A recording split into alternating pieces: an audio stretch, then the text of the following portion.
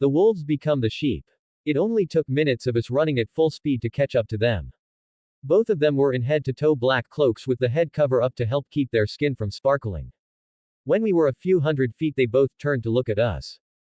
The shock was clear to see on their faces. Me and Julius come to an abrupt stop and have a stare off. One of them slowly lowers his cloak's hood and looks at us. All the while staring at Julius. You, the taller one with long brown hair, said with clear disgust in his voice. You are supposed to be dead. Clearly I'm not, Julius said in a condescending voice. This time the shorter one spoke, but he had yet to remove his hood.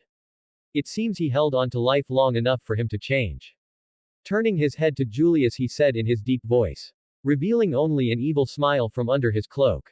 Come to get revenge, have you? He said with a chuckle in his voice. I've come for more than that, Julius says, his voice cold as ice and devoid of any feeling. This was a side of him I had yet to see, this was the really pissed off Julius. And what? You and your friend here thought you could get your revenge? The tall skinny vampire said slowly, taking off his cloak. PFFT haha, I laughed at him. I won't do anything, I say, walking to the side of the road to lean on a tree. There's no need for me to help, Julius here can take on both of you all on his own. Both of them only give me a quick glance before looking back to Julius's cold expressionless face.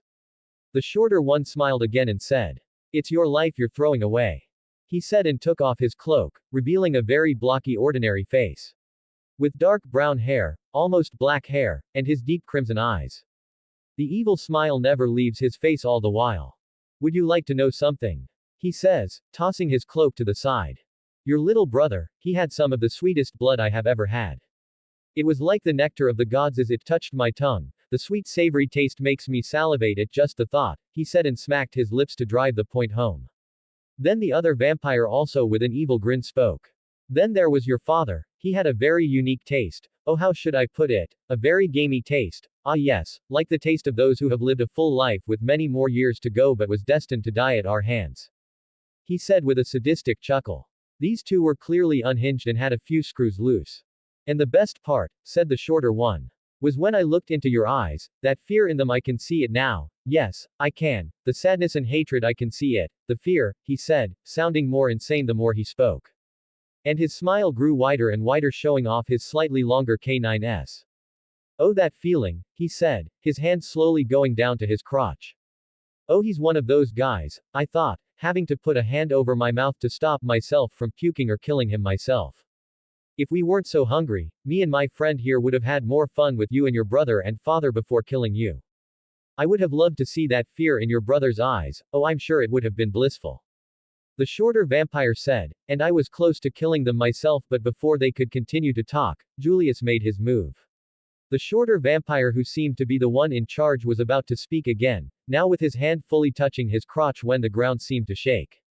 Both vampires froze, their smiles slowly dropping from their faces, at the sight of rocks, pebbles, and anything on the ground starting to float off the ground.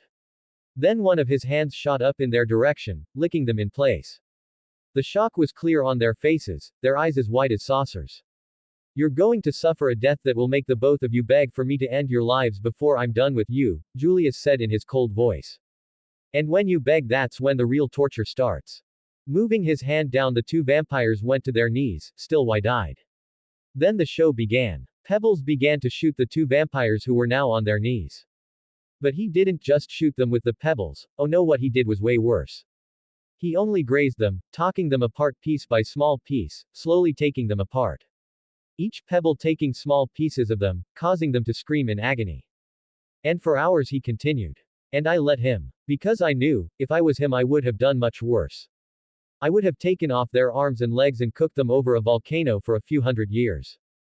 The first one to break was the tall guy. Just kill me already, I can't take this anymore, he bellowed. And I saw the smile spread over Julius's face. Sure, he said. Then with both hands aimed at the tall vampire, Julius slowly moved his hands inward, slowly crushing him. After a minute the vampire started to scream bloody murder, like his flesh was being cut off of his bones. Then the creaking sounds started. Crack after crack, then the sound of him slowly crumbling under Julius's hate and anger that he buried deep down inside him, waiting for just this moment to be used as the fuel to kill his and his family's killers. Crack, Then a loud crack then crumble sounded out as the tall vampire was turned to all but crystal dust, all the while his shorter friend watched on in horror. The gross part is I could see that he was hard the whole time. Disgusting, I thought, as I could only imagine how sick this man was. Your turn, Julius said, looking back at the shorter vampire. Wait, was all he managed to say before he was lifted into the air. Then in a flash, all of his limbs except for his head were torn from his body. Ah, the shorter vampire screamed. Oh, I would save that, said Julius. Like I said earlier, we're just getting started. I was starting to wonder if I should stop him, but I realized that in his current state, he would more than likely try to kill me if I tried to interfere with this. The best I could do was hope that him doing this won't affect his personality. I watched as Julius aligned the limbs back into place on the shorter vampire's body, then they started making circling motions. He's going to ground him into dust using his own limbs to do so, I thought as I watched on. Not gonna lie, I was impressed. I would have never thought to do that. But I had to put an end to this. Julius, that's enough, it's time to end this, I said, making sure to keep a good distance between us. 3 in 1 day, how about them apples? 25 comments, 0 vote. Starting a new life. Julius looked over at me, and I could see the emotions in his eyes. It was a mixture of rage, sadness, and loneliness. Why should I? They are monsters, and like you said, monsters don't deserve to live, after all the death they leave behind them. How many bodies did we pass on the way here? How many have they killed? This is the least of what they deserve. Julius all but yelled. They are monsters, Julius, but what you are doing will also make you a monster. You already tortured them, it's time to end this and get it behind you. There is something I have learned over the years, and that's that no matter what you do, the feeling of loss or rage you are feeling for your family will always be there. Even after you grind him to dust, it will be there, and you will still feel the exact same as before. I say, slowly walking up to him. Even with the dampeners on my sadness emotions, I could still feel the loss of those I've known over the years, just not fully, but I still could all the same. But that doesn't mean it won't fade to just a memory. But if you continue this, and fall into that pit of rage inside you, there is no turning back, you will live forever, Julius, and if you fall into that pit, you will live for eternity in hate and rage, and you might as well be living in hell, I say, putting a hand on his shoulder. I could see the emotions in his eyes fighting with each other for superiority. But after a few moments, one came out victorious, and that was sadness. Julius's lip began to quiver, and slowly he lowered his head and began to cry. It's hard to think of him as just a kid. Julius is smart and well-spoken for his age, but underneath that is still just a 16-year-old kid who misses his family. I wrap him in an embrace and let him cry. On a road in the forest, with a limbless vampire floating in the air screaming while he gets turned into glitter dust. After a few moments, Julius managed to regain himself and stand up straight again. Let's put an end to this, I say, patting his back. Stepping away from him, I let him finish what he started. Instead of grinding him to dust, he did something simpler. Slowly lowering him to the ground, Julius looked the smaller vampire in his eyes and said, I hate you with every part of myself, but I won't fall, I won't become you.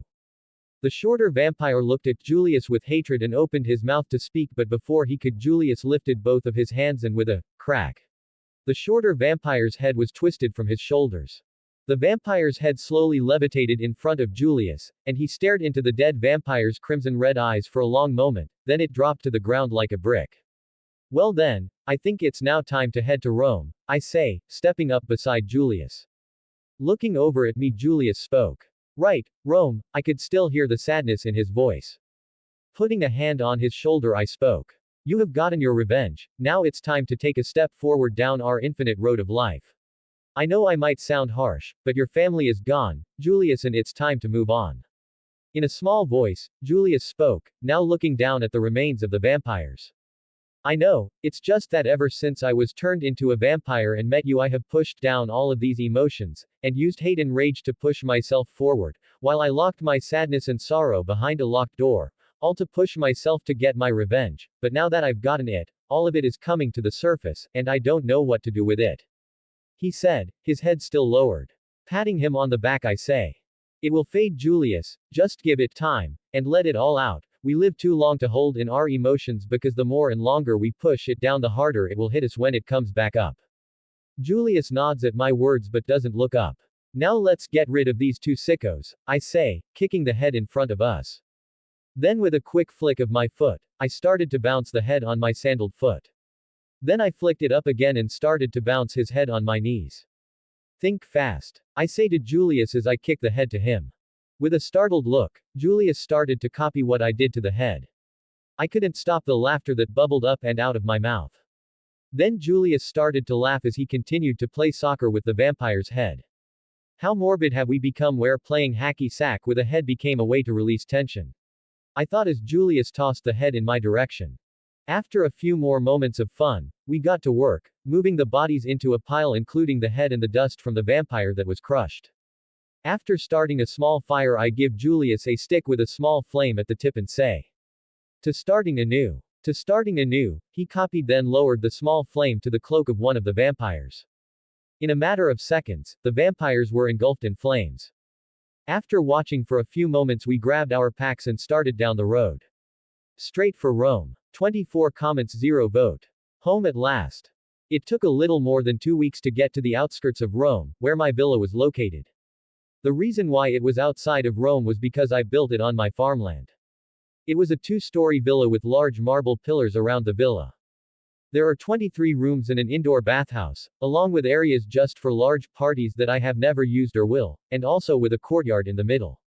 And the inside was the pure meaning of wealth with gold everywhere you looked. It was in the middle of my lands that were currently being farmed. As we walked down the long road, we watched the hundreds of free slaves now free working the wheat fields.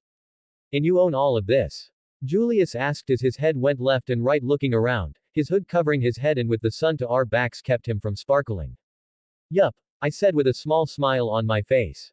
"And what do you do with all of this land?" Julius asked, now looking at me. "Well, I do a lot with it. Most of the land is for farming wheat and other crops, but we also have vineyards on the east side of my lands, but what brings in the most money is the horses that my farm breeds," I said while looking around. "My farm is the official horse breeder of the Roman Empire, so in other words we are the only ones who breed all of the horses for the cavalry, and for officers of the legions. But aren't you also the one who provides all of the weapons and armor for the legions as well?" Julius asks with a bewildered look. "That I am," I said, unable to hide the wide smile on my face. "How much gold do you have?" he asked with a raised eyebrow. "I lost count after 1 billion gold, and since it's been almost a year since I checked, who knows, I could be broke or have almost half of Rome's money. The only problem is I can't spend it fast enough, and I'm afraid that if the emperor keeps giving me more money for weapons of war, Rome will run out of money and it could end in catastrophe. And I can't just say no to him or he will just take it for himself. The only thing keeping him from doing so are the politicians that I am paying," I said with a furrowed brow. That is a problem. Maybe I should take a look. I have always been good with numbers and I was in charge of my father's books, so I might be able to help," Julius said. "It can't hurt, I suppose," I said. By now my villa could be seen even though we were almost a whole mile from it. The sun was shining off the bright white marble. "Is that your home?" Julius asked, slack-jawed at the sight of it. "That it is. I've lived here for almost 100 years or so," I said looking at it with nostalgia. As we walked, Julius asked his questions like normal and I answered him like normal. It took another 15 minutes or so to finally arrive at the entrance of my villa. In front of the main door stood all of my employees or staff who worked for me. They were my cooks or cleaners as well as some of my head farmers and horse breeders. They were all lined up and waiting for me. In the middle of them was the man I left in charge. His name was Alista. Alista is a smart man who has worked for me since he was in his early 20s and was just kicked out of his father's estate, all because he didn't believe that Alista was his son. In the end, his father, who was a sea merchant, ran out of business when I took over all of the sea trade in Rome. He was a very smart man, good with numbers as well as people, making him the perfect person to do business for me. In other words, he was the face of all of my operations. Everyone believed he was the one who owned all of it as well, but a certain few knew otherwise, that he was just working for someone else. But now he was starting to get on in years and unfortunately, his wife couldn't have kids, so it was just him and her. I planned to buy them a nice villa by the sea and let them have a peaceful retirement. He also knew my secret, about me being immortal. He couldn't tell the difference between that and me being a god, making him very loyal to me, no matter what I say to him. As we got closer to the entrance, all of them did a deep bow in respect to me and in unison said, "Welcome back. It's good to see all of you again, and all in good health," I said with a wide smile. Stepping forward, Alista and I shook hands. "How is everything going, Alista?" I asked him. Everything is going well, sir. After a few more minutes of talking to my staff, me and Julius walked inside. Incredible, Julius said as he saw the inside of my home, and I couldn't blame him. It truly is a work of art, with works of art on the walls or status scattered along the halls. We should rest for the day, we can check the books tomorrow.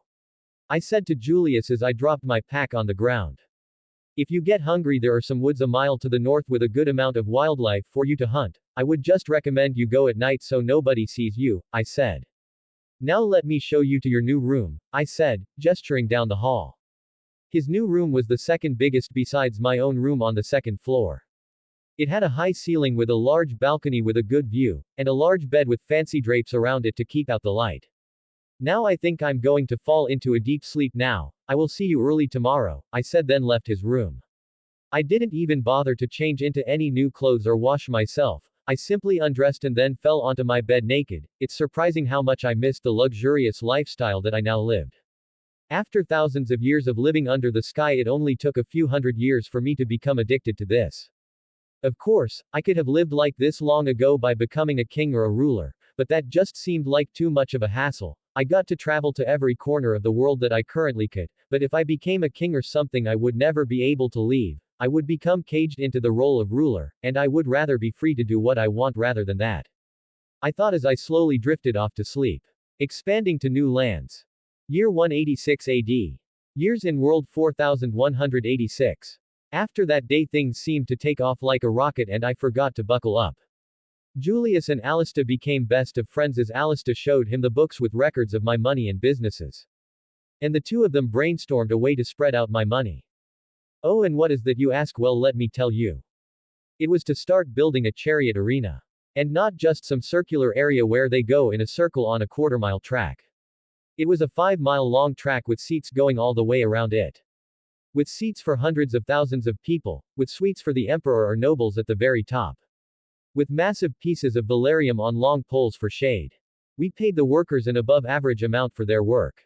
I mean, it's not like we won't make it back when those workers come back and pay for entrance. But the entrance fee might as well be free, with how low it was. It took almost 20 years to make the arena. At this point, Alista had retired to the villa I bought for him and his wife with servants for their every need. So now Julius was in charge of my finances and loved it. He was always doing different charities for the poor and building new homes for the poor. And he was always using my money for one thing or another, making sure that it got around. All the while I wasn't sitting in the corner twiddling my thumbs. I was looking to expand out because when Rome falls and the Volturi takes over, I will be able to move somewhere I have already set up. Rome collapsed in the year 476 AD, so that gives me a good 300 years to get a plan in place. And I think I know just the place. England, or what will become England. All because in later years England will be a superpower with its fingers in every empire's pie. And where else do you put all of your gold if not in a place that was only invaded by the Normans in 1066 or small amounts of Viking invasions? Currently, England is under the rule of the Romans. So leaving Julius in charge, I hitched a ride on one of my ships to England with a metric shit ton of gold to help with my idea. Once there, I started building my small underground empire. I plan to become an important part of what will become England, and how do you do that? Well, let me tell you. I started by opening a bank. I ended up naming my banks Gringotts because just like the goblins in Harry Potter, my vaults were underground and I had most of the gold in my vaults. But unlike in Rome, I made this one twice the size of the one in Rome, because I was planning for the long term. And with the Romans ruling England, there were plenty of officials and military officers who knew of the vaults in Rome and were more than happy to use my vaults. What I did with this one was loans. With the gold in the vaults, I would lend out their gold to someone and they would have to pay it back at a 3% interest rate. 2% to the person whose gold we used and 1% back to the bank. We did monthly payments, or you could pay it all in full. But you always had to put something up as collateral if you couldn't pay back what you took, like land or your home, sheep, horses, cattle, whatever you took out. You had to have something worth as much as you took out. And let me tell you, was it popular with the people whose gold was used and gained money just by keeping their gold in our vaults, although it wasn't much because they were paying us to keep their gold safe. We also had 100% insurance on your money. Like if we were to be overrun and some king ran off with your gold, we would give you back what was taken, no strings attached. Back then your gold was always at risk of being taken, so that was also very important. Something interesting is that I had to employ a literal army of people to work for me. For starters, nobody knew how to count over 10, so I ended up bringing people from Rome to teach my new employees math, so how to count, read, and write. Those who excelled at it were put in places of management, with their own underlings to work for them. I had a department just for keeping the papers in order and up to date, as well as one for the loans, to make sure the payments were being paid on time. I also had a group of soldiers or ex-soldiers as my collectors who would go and threaten those who didn't want to pay what they owed. As well as a hidden group that I placed in each department that would tell me if people were stealing, in other words, my own narcs or snitches. Then I had the really bad guys, and I mean the worst of the worst, all in their own little department.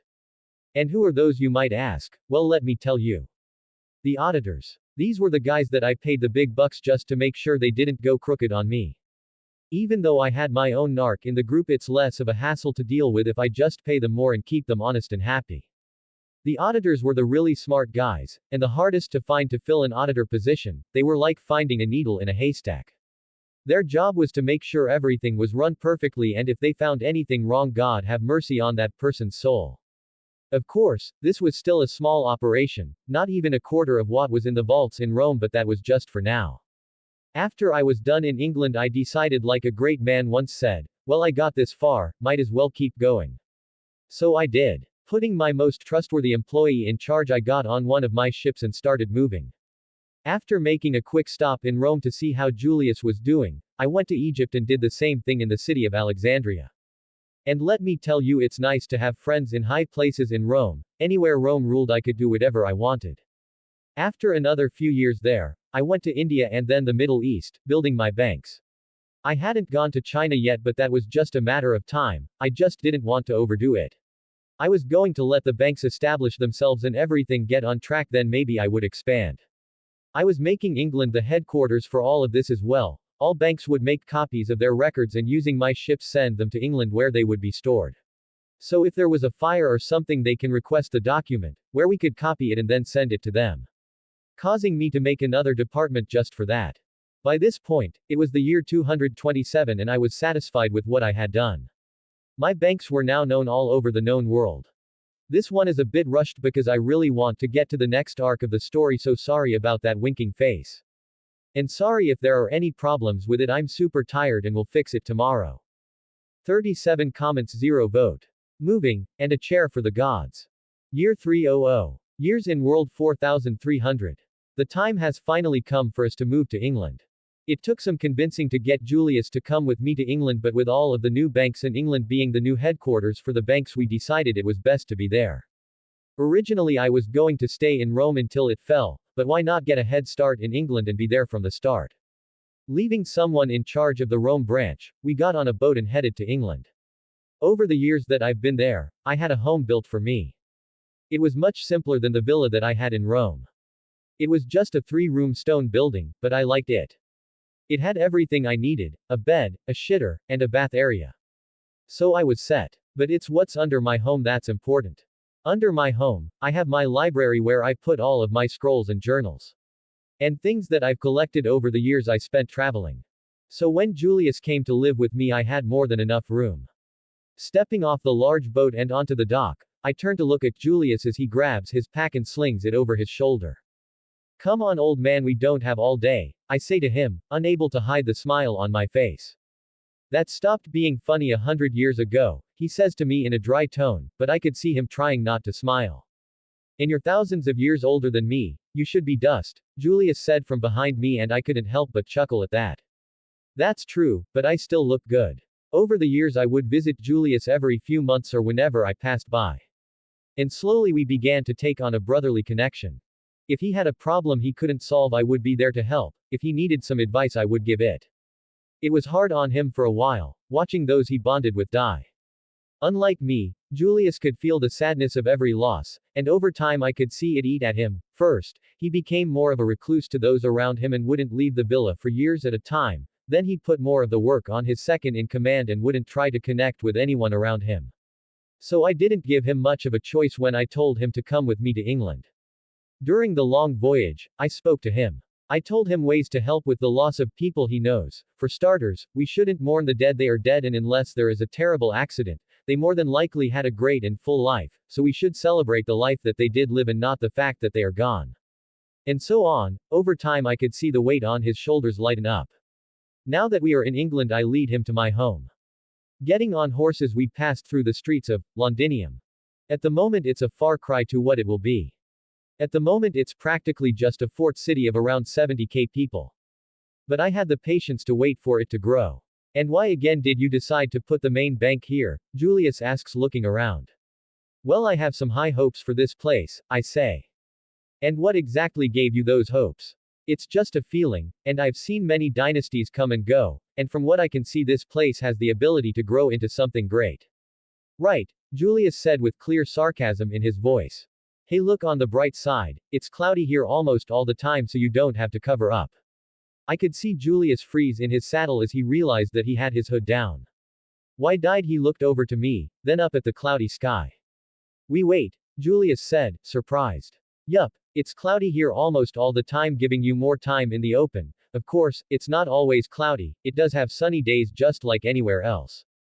I could see the smile grow on his face as he looked at the cloudy sky. That's wonderful. Normally in Rome there's only 1 or 2 months a year I can go out during the day, and that's only when it rains, Julius said, still smiling. Exactly why I thought you would like it here, I said. It took us a little over an hour to make it to my new home. This is your home? Julius asked as he looked at the stone building. Yes, it is, it has everything needed. As well as an underground level where I keep all of my important things. Getting off our horses, I showed Julius the inside of my home as well as the secret entrance to the basement. It's conformable. I guess it's just strange to see you live in something this small. I was expecting something around 50 times bigger and grander than this, he said, looking around. I chuckled at that and explained my reasoning. I have lived in riches for many years, and to be honest, it got boring to live like that. I'm sure in a few hundred years I'll go back to wanting to live the grand life, but for now I'm happy with this, I say, taking a seat on my lazy boy that I made. Pointing a finger at my chair, Julius asked. What is that? I looked down at my chair and smiled up at him. Oh, you mean this fine work of art? I wouldn't call it a work of art, but it does look comfortable. The audacity, I say in a shocked voice. This chair is the greatest thing made since the pyramids, I say in a joking manner. Standing up, I point to the lazy boy. Take a seat and you will understand. Walking over, Julius lightly sits down. It was funny to see his face when the chair lightly rocked backward when he sat down, the look of surprise on his face when he felt how comfortable the chair was. And that's not the best part, I say with a wide smile. And how can this chair get any better? He asked with furrowed brows. Easy, just pull that lever on the side of the chair. Julius looked over the side at the lever in confusion. What does it do? He asked, looking back up at me. Just pull the lever and you will see, I said. Tentatively, Julius reached down and pulled the lever back. As he pulled the lever, the foot of the chair raised up. Julius looked down at what just happened with wide eyes and an open mouth in surprise. This is a chair for the gods, Julius all but screamed as he relaxed into the chair. I know that, but there is a problem, I said, walking up next to him. And that would be? He asked, eyes closed. This is my chair, I say with a mischievous grin. Julius's eyes pop open and he looks at me. There's only one chair? He asked in fright. Yes, and you're sitting in it. If you want one I will show you how to make one, but for now you're in my spot, so move it. Sorry, I haven't posted. I was out of town and didn't have the time to write. This is mostly a filler chapter, but the good news is it's getting close to the fight with the Romanian coven where some crazy shit is going to happen. There's also a reason why I wanted to bring Julius to England, and a pretty big reason that will change the original Twilight story. I hope you are enjoying the story. If so, please leave a comment and let me know what you think of the story so far. Bean. 48 comments, 0 vote. Bandits. For the next few months, I showed Julius around. I took him to the Gringotts main bank and showed him what we were doing there and what the protocols were. After that, we went north where the wall was.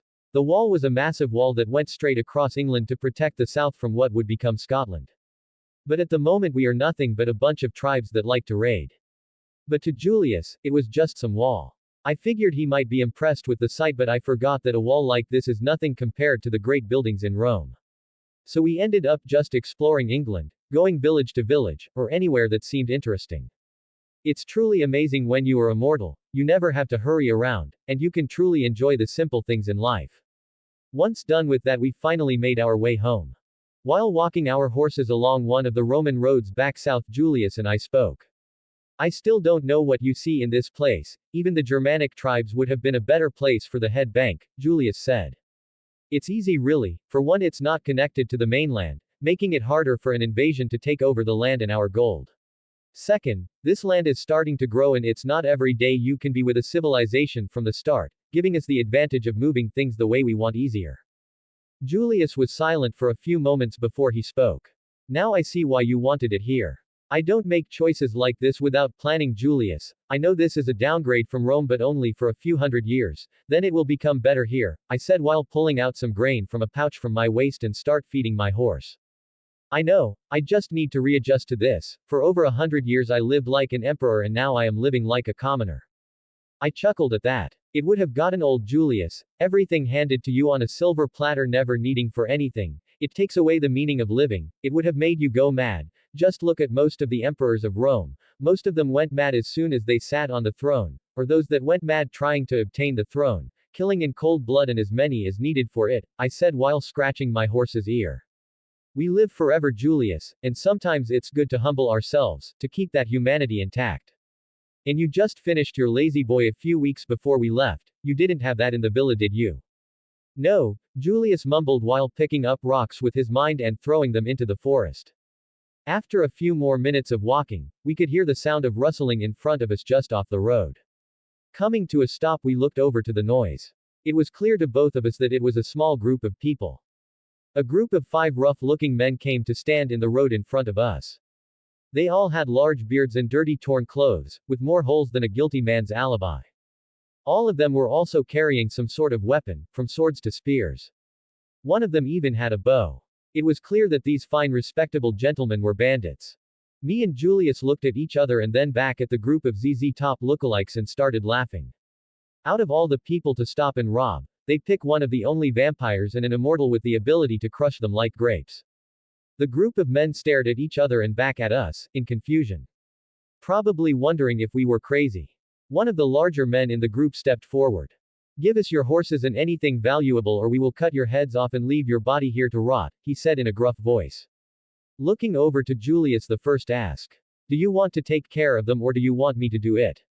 He looks over at me and smiles. I'll take care of them, I need to get a little anger off my shoulders. Without a second word, Julius attacked the bandits. The tall man that spoke to us didn't even know he died. Julius zoomed in front of him in under a second and punched his fist right through the man's chest. The rest of them only had time to be startled and take a step back before Julius mentally grabbed the weapons out of the bandits' hands. All the while, I held onto our horse's leads while giving him shit from behind him. Hey, do you know how much your clothes cost? Now look at them, you just got blood all over it. I yell from behind him. Would you shut it, old man? We have more money than we could spend in a few thousand years, he said, not taking his eyes off of the bandits. PFFT, that doesn't mean I like to spend it all willy-nilly, I shout back. Of course, I was just trying to mess with him. But he did have a point. We did have enough money to last us practically forever. As I was having that thought, Julius used the weapons to slash and stab at the bandits, who were now huddled in a circle trying and failing to block or dodge his attacks. Put some effort into it, I yell. Then with a flurry of movement, all the weapons go above the bandits and go vertical. All of the bandits look up at the swords and spears in fear and astonishment. All of the weapons go still and drop right on their faces. It was quite a sight to see. The ones that were hit with swords dropped to the ground with a sword going through their heads, but the ones that got the spears still stood straight, impaled by the spear through the head, chest, and out their rears, causing them to stay standing with the help of the spear being dug into the ground. I walk up beside Julius while still leading the horses. We stood there for a moment just looking at the carnage. That's a first, I say with a chuckle. Julius looks over at me. When did it become this easy? He asked. I could hear the concern in his voice. I look over at him. It doesn't get easier, Julius. Why you don't feel bad for killing them is for the kind of men they are. I say, kicking the dead guy with a hole in his chest. These men have probably killed a number of innocent people. They didn't deserve to live, but trust me, if you were to kill someone innocent, it wouldn't be so easy. Clapping my hands together to break the somber mood, I say in a happy tone. Now enough with the somber mood, because I don't know about you, but I am missing my chair and home, so let's get moving. Please check out my other fanfic I'm working on and let me know what you think. Update. I did it. I finally did it. I figured out how the MC will get his first power. And this will segue me to the Romanian fight. I am so happy now. 28 comments, 0 vote. Finding a mate. Update. Year 476. Sitting in my comfy chair by the fire, I relaxed as I felt the heat wash over me. At the moment, I was alone in my small home. I sent Julius to Rome, to protect our bank that was in Rome from being plundered. Because at the moment Rome had collapsed and I needed him there to make connections with the powers there to keep the bank safe and still in use. I knew it was going to happen, but I didn't want to change history to a point that it would change the 21st century to a point of it being unrecognizable. That's why I never went to see Jesus. I knew if I had been there I would have stopped him from being crucified. Let's just say he would have never been betrayed. That change alone would have been drastic and could have done more bad than good.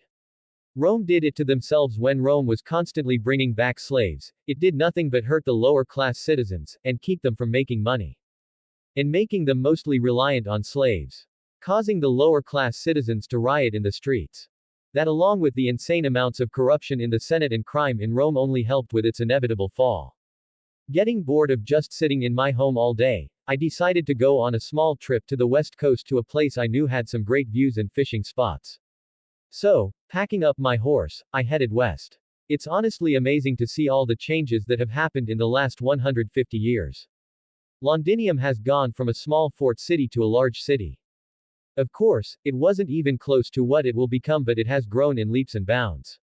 Thankfully my home was a few miles from the city, giving me a few decades before they started to encroach.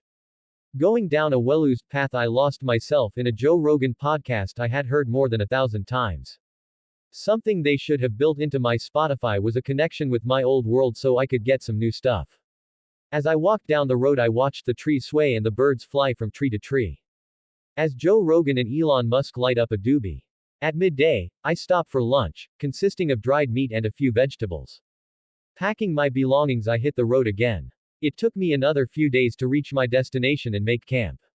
Sitting by my fire I watch the flames flicker and change, the wind cascading the glowing embers high above me.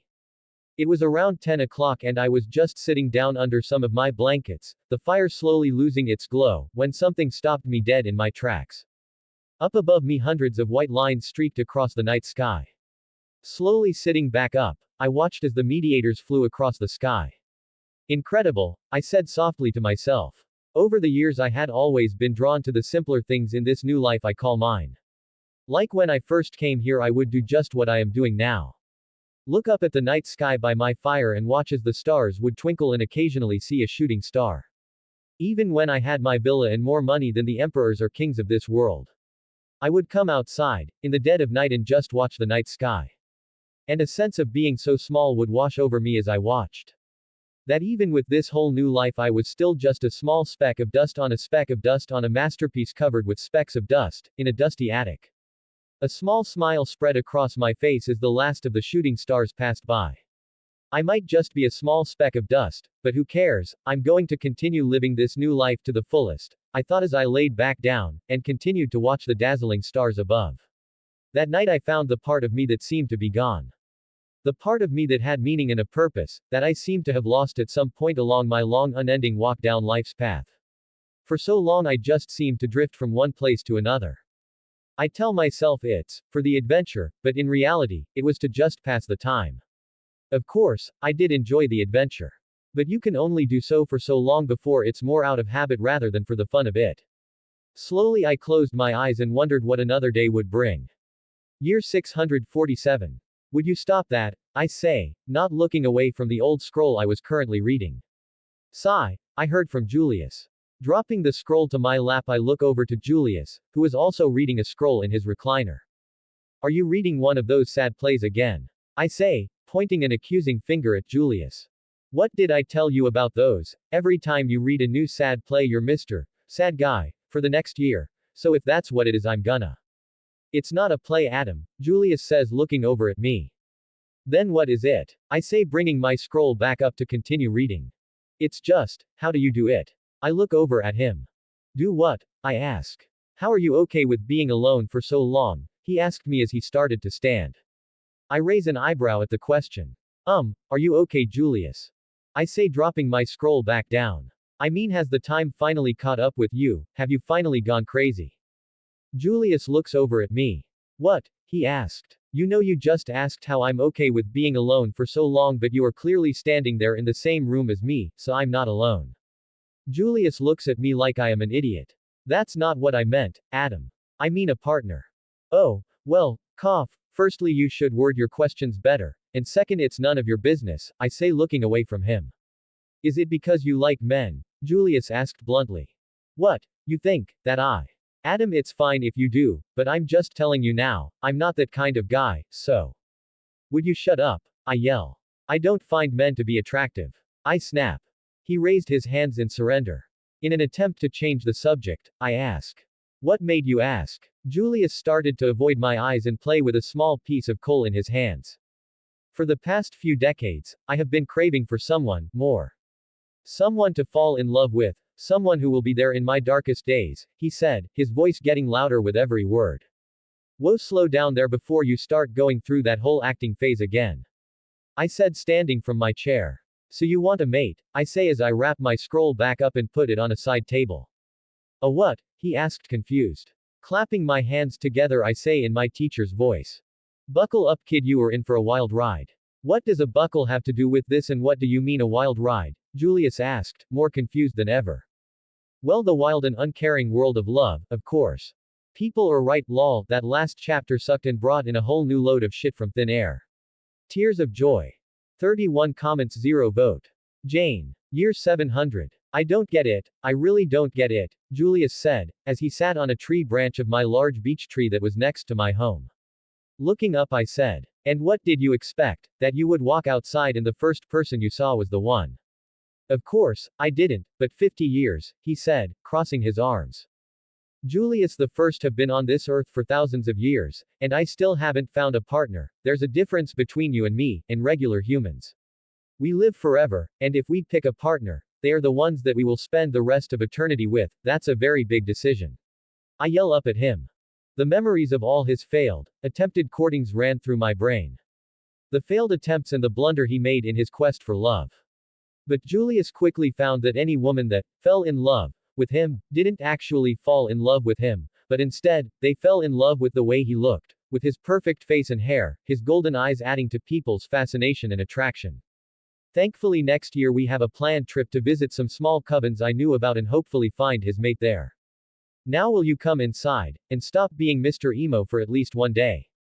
What is an emo? Julius asked, looking down at me.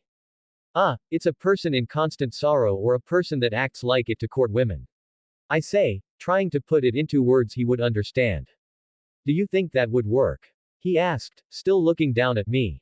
I couldn't help but chuckle. It only works on the crazy ones, so, kind of. Julius thought about that for a minute, before shrugging his shoulders and leapt off the branch he was sitting on. Julius landed next to me, and we started walking back to my home. As we walked, I saw a man running full speed towards my home. Stopping in front of my home, I waited for the man to reach me. The young man of around 20 stopped in front of me and bent over, panting. After a moment, he caught enough of his breath and finally spoke.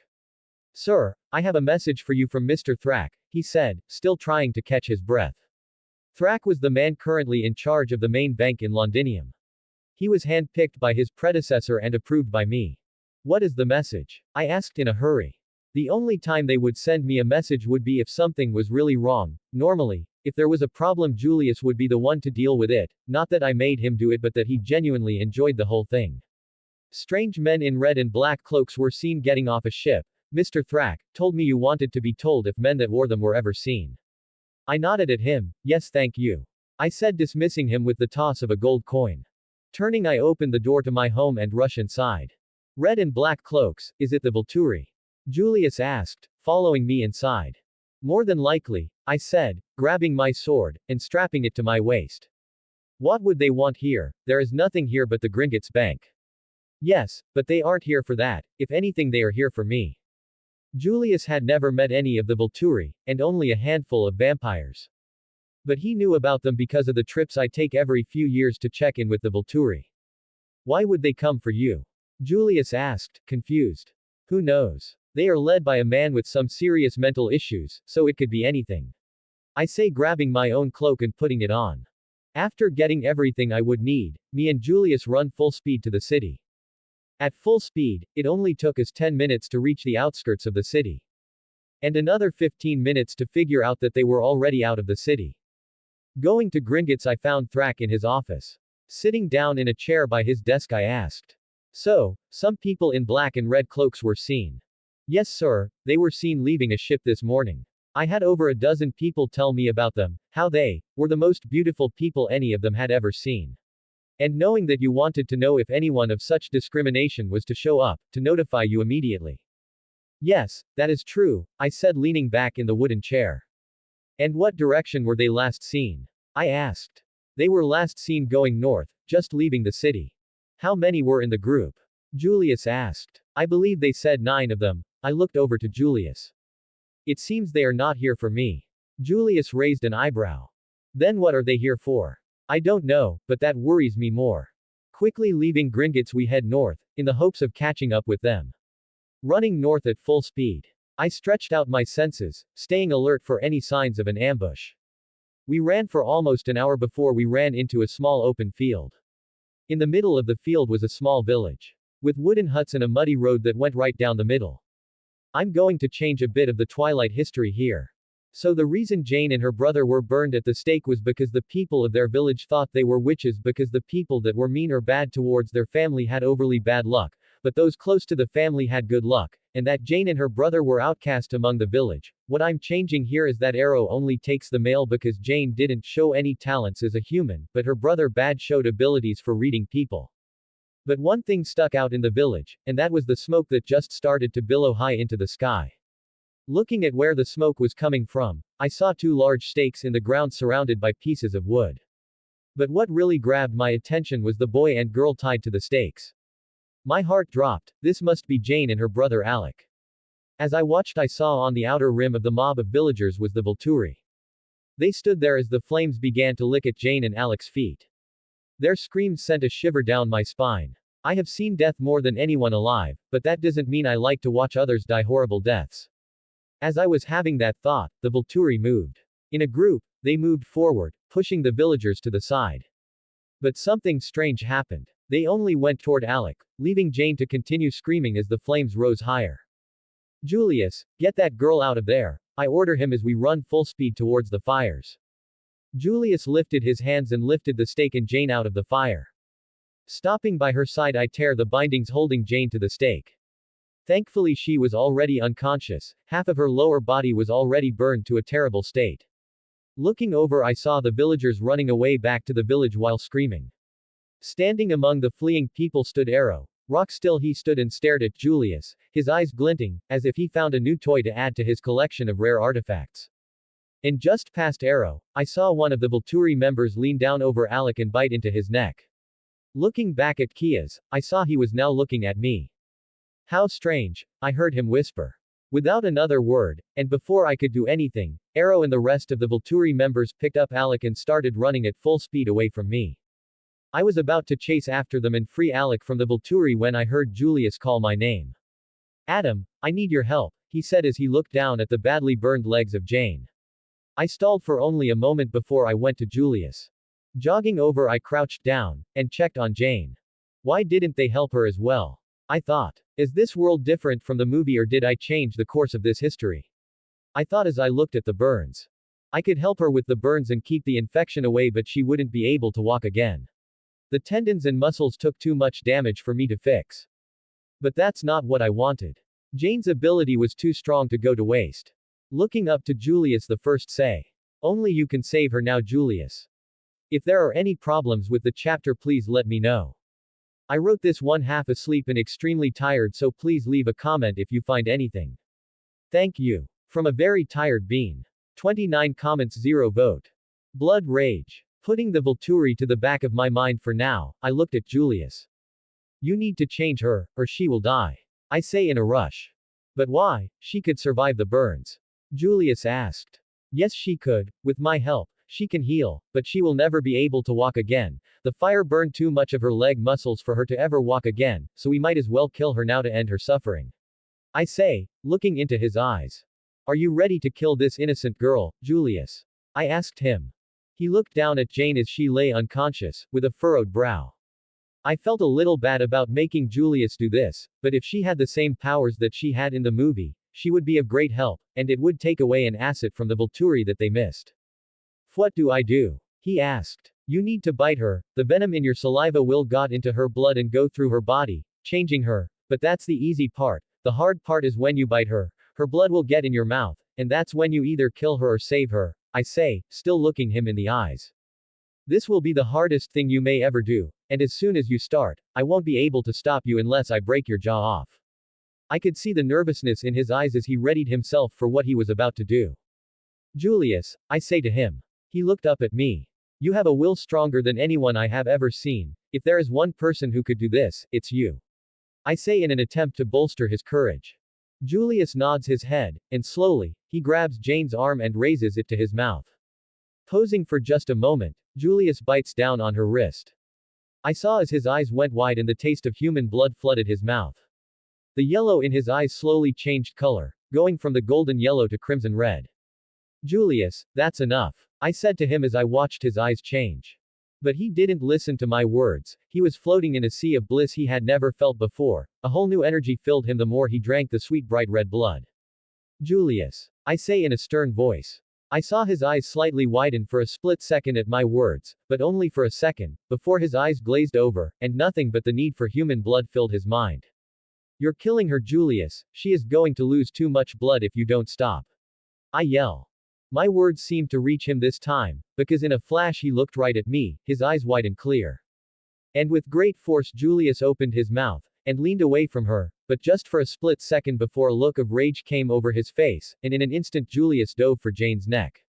Acting fast I grabbed him by the neck, and held him in place, but only for a second before Julius sent a wave of telekinetic force at me in an attempt to launch me from them. But what Julius didn't count on was the strength of my grip that I had on his neck. Keeping a hold on Julius, we both went flying back and away from Jane. When the force hit me, it was like being hit by a truck, the pain washing over me for a split second before it numbed. With Julius still in my grip, I turned my body, placing Julius under me and facing away from me, so when we hit the ground he would hit the ground first, and hopefully get him out of his blood rage. What I didn't count on was Julius using the same telekinetic wave he used on me on the ground to launch us back into the sky. Flipping around in the sky at around 50 feet from the ground, Julius grabbed the hand that I still had on his neck and squeezed, breaking the bones in my hand, and pulling my hand away from his neck. Julius, you need to get a hold of yourself, or I won't have a choice and I will need to hurt you, I yelled into his ear.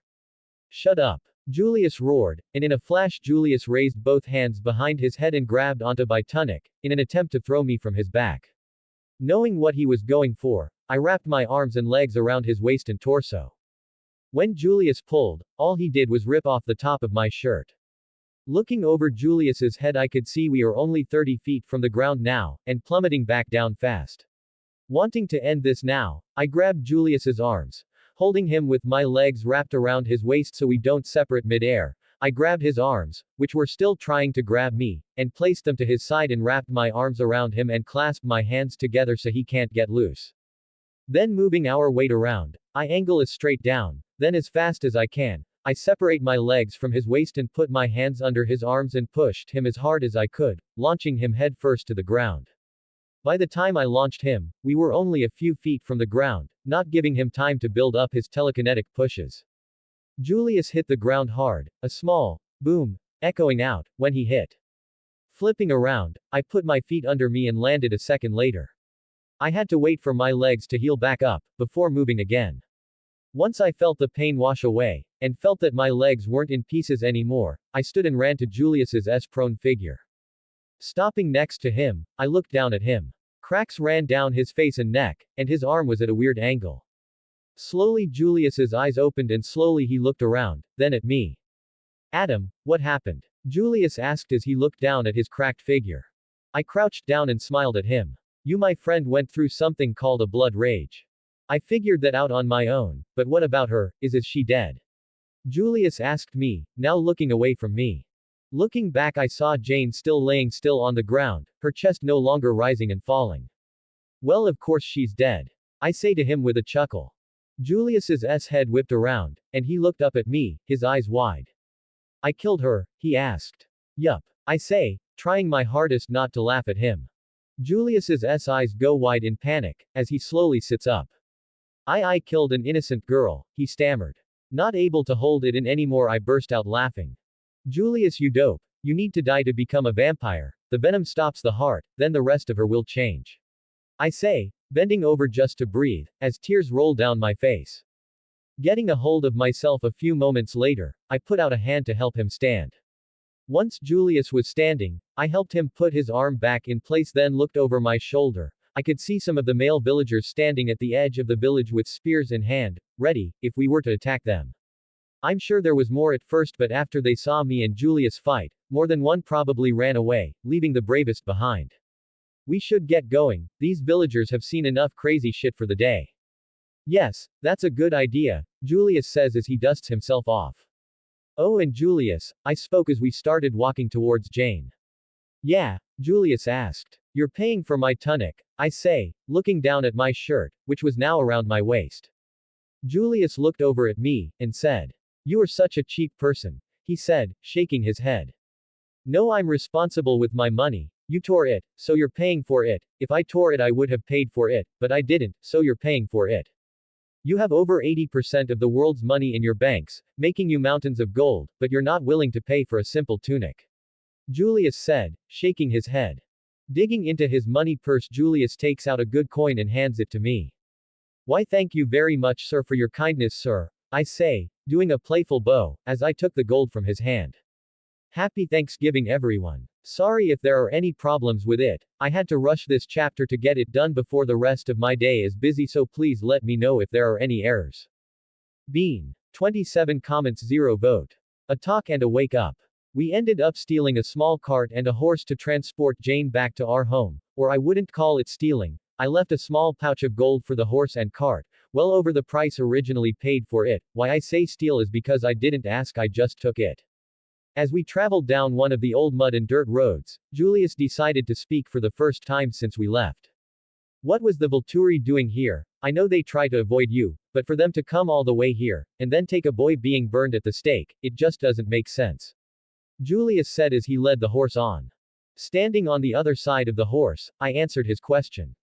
I don't know, I think the only one that can answer that question is her, but still that was a big overstep on their part. And it's not a good sign either. If they are willing to push on my boundaries I have set with them, that means they are getting confident, and that might make them do something stupid. Of course I knew why they came here, and that was for Jane and Alec, but what I didn't know was why they only took Alec and left Jane behind. I'm certain they came here for the one thing the Volturi's leader Arrow loves more than anything, and that's to add to his collection of unique vampires. Julius looks over the horse at me. But neither of them were vampires. That's true, but there is a chance they had abilities before they were changed.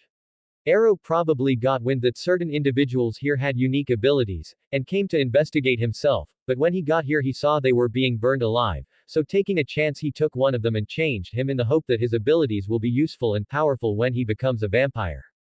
I said, grabbing a stick that was on the side of the road. So he was willing to come all the way here and fight you, just for someone with abilities? Julius asked me. Of course he was. Did you see how many vampires he came with? There were over 12 of them, and if I had to guess, they were some of his strongest ones, but what he didn't count on was you. I said, looking over at Julius. Me? He asked. Yup, he knows I'm strong, and that I have been alone for over the 1,000 years that he's know of me, and out of nowhere I now have a companion. The odds that you are very strong is a certainty, and the facts that you have gold eyes, probably threw him off, and made him rethink attacking me when he saw me. Is that why you never wanted me to meet them, and keep me away from them? Julius asked. Yes, Arrow is a person who seeks power above everything, and he sees the way to power is to have the most powerful under his command or at times control, and if he knew what your power was he would go to great lengths to have you. But that would never happen, they are cold-blooded murderers. Julius said. The disgust was clear in his voice. I look over to him. Julius, you are strong, probably one of the strongest living vampires, but there are vampires that have abilities that can mess with your mind, and you would never even know it. They can alter your loyalties, making me the bad guy and them gods in your eyes. He looks over at me, a worried look on his face. The first time I met the Volturi, they tried to do that to me. The only problem is, it didn't work, but it would work on you, or I think it could. You are very strong-willed, so you might be able to fight it, but I'm not sure. I said, swinging my stick at the shrubbery on the side of the road. Why do you even tolerate them? You could have killed them all when you first met them. Julius asked me.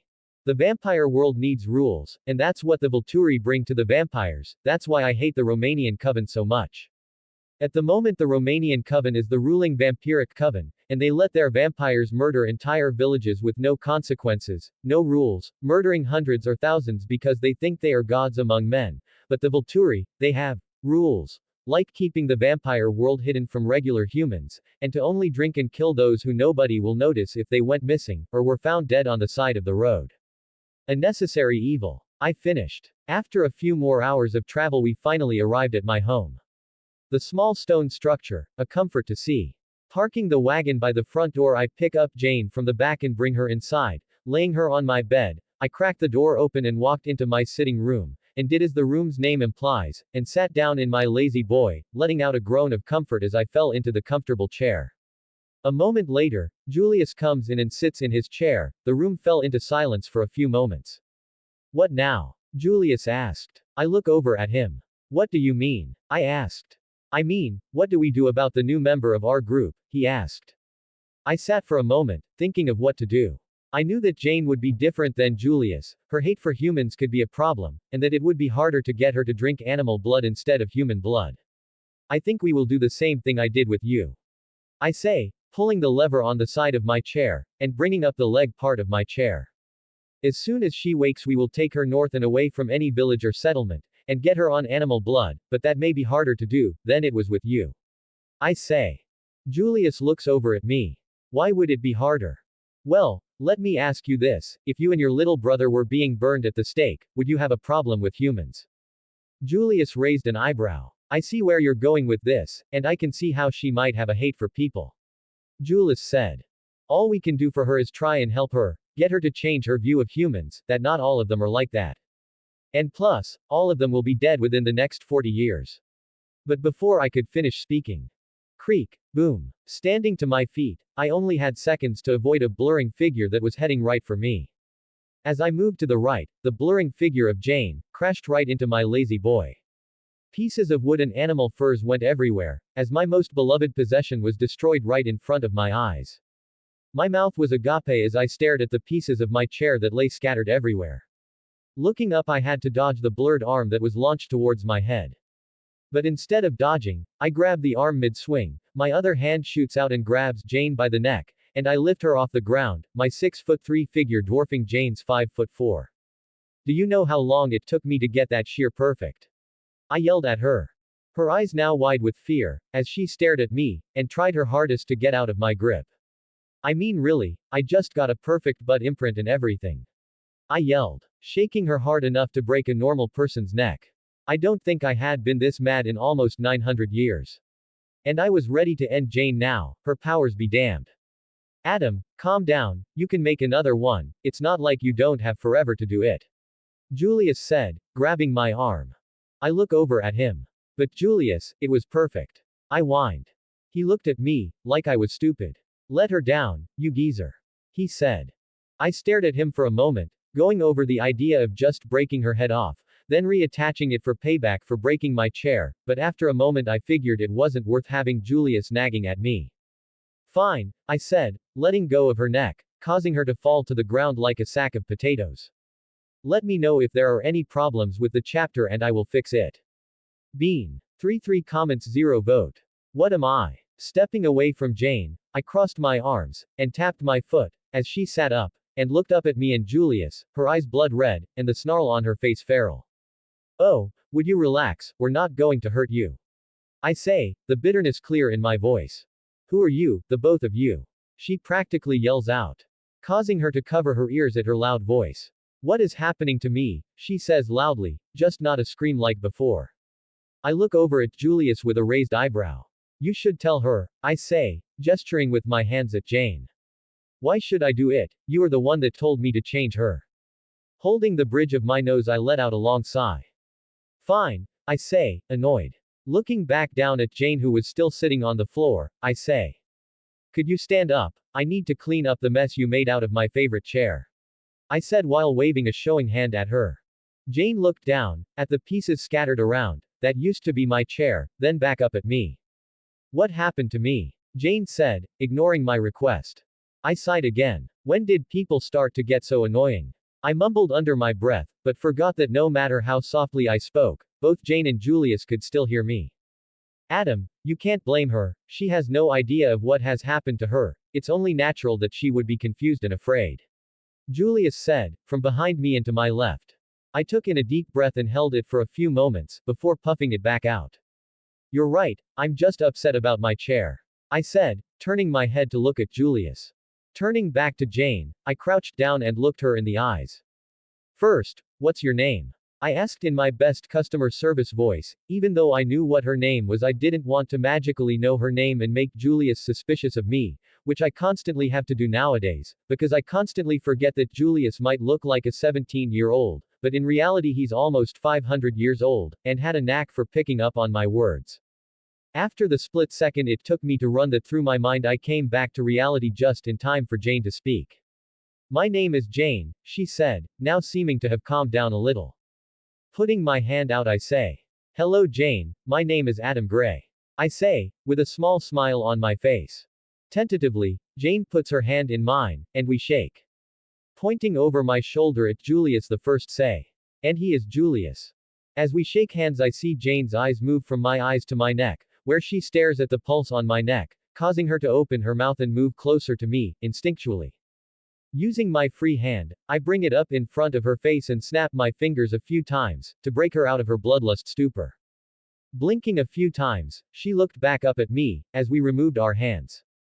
Before anything, you need to feed. I say, standing to my feet. Looking over to Julius the first, ask him. You should lead us to your normal hunting grounds, and away from any people. The last thing we need is for her to go after some lost villagers. I say as I walk towards the door.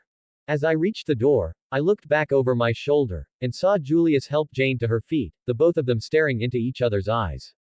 His mix of gold and crimson red and her pure blood red. Turning around to face them, I clap my hands together, loud enough to break them from each other's stare. Let's get a move on, I said briskly. I would like to get her back before daybreak. I say, staring at Julius. Last thing she needs is to run into a regular human, and for her to get a taste for human blood. I thought, as I turned back to the door, and opened it. Stepping outside, I looked up and at the night sky, as Julius and Jane stepped out after me. What is this pain in my throat? Jane asked, as she put a hand to her neck. Before I could speak, Julius cut me off. It's your thirst, he said. Looking down I looked at Julius. What happened to, you told me to change her so she's your responsibility. I asked Julius. Julius just shrugged his shoulders, and smiled at me. My thirst? Jane asked. Yes, you need blood. Julius said as he looked down at Jane. Blood? Jane asked, with furrowed brows. Yes, blood, Julius said, not explaining more.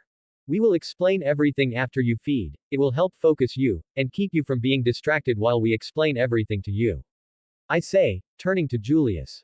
Which way? I asked him. Julius pointed north. About a 5-minute run north, there is some thick woods that has a good number of deer and other animals. Good, I say, as I turn back to Jane, who was standing barefoot, next to Julius. I didn't even see her get close to him. When we came out she was at least 3 feet from him, but now was standing inches from his arm. I stared at her for a moment, but decided not to say anything, and instead decided to just watch them closely. Not that it was a bad thing, in fact if they became mates that would be great, but not this soon. Because at the moment Jane was still in a sort of euphoria, from the human blood still in her system. But as soon as she is out of it, she could be a completely different person. Images of the cold, and uncaring version of Jane that was in the movie came to the front of my mind. The one that hated humans with every fiber of her being.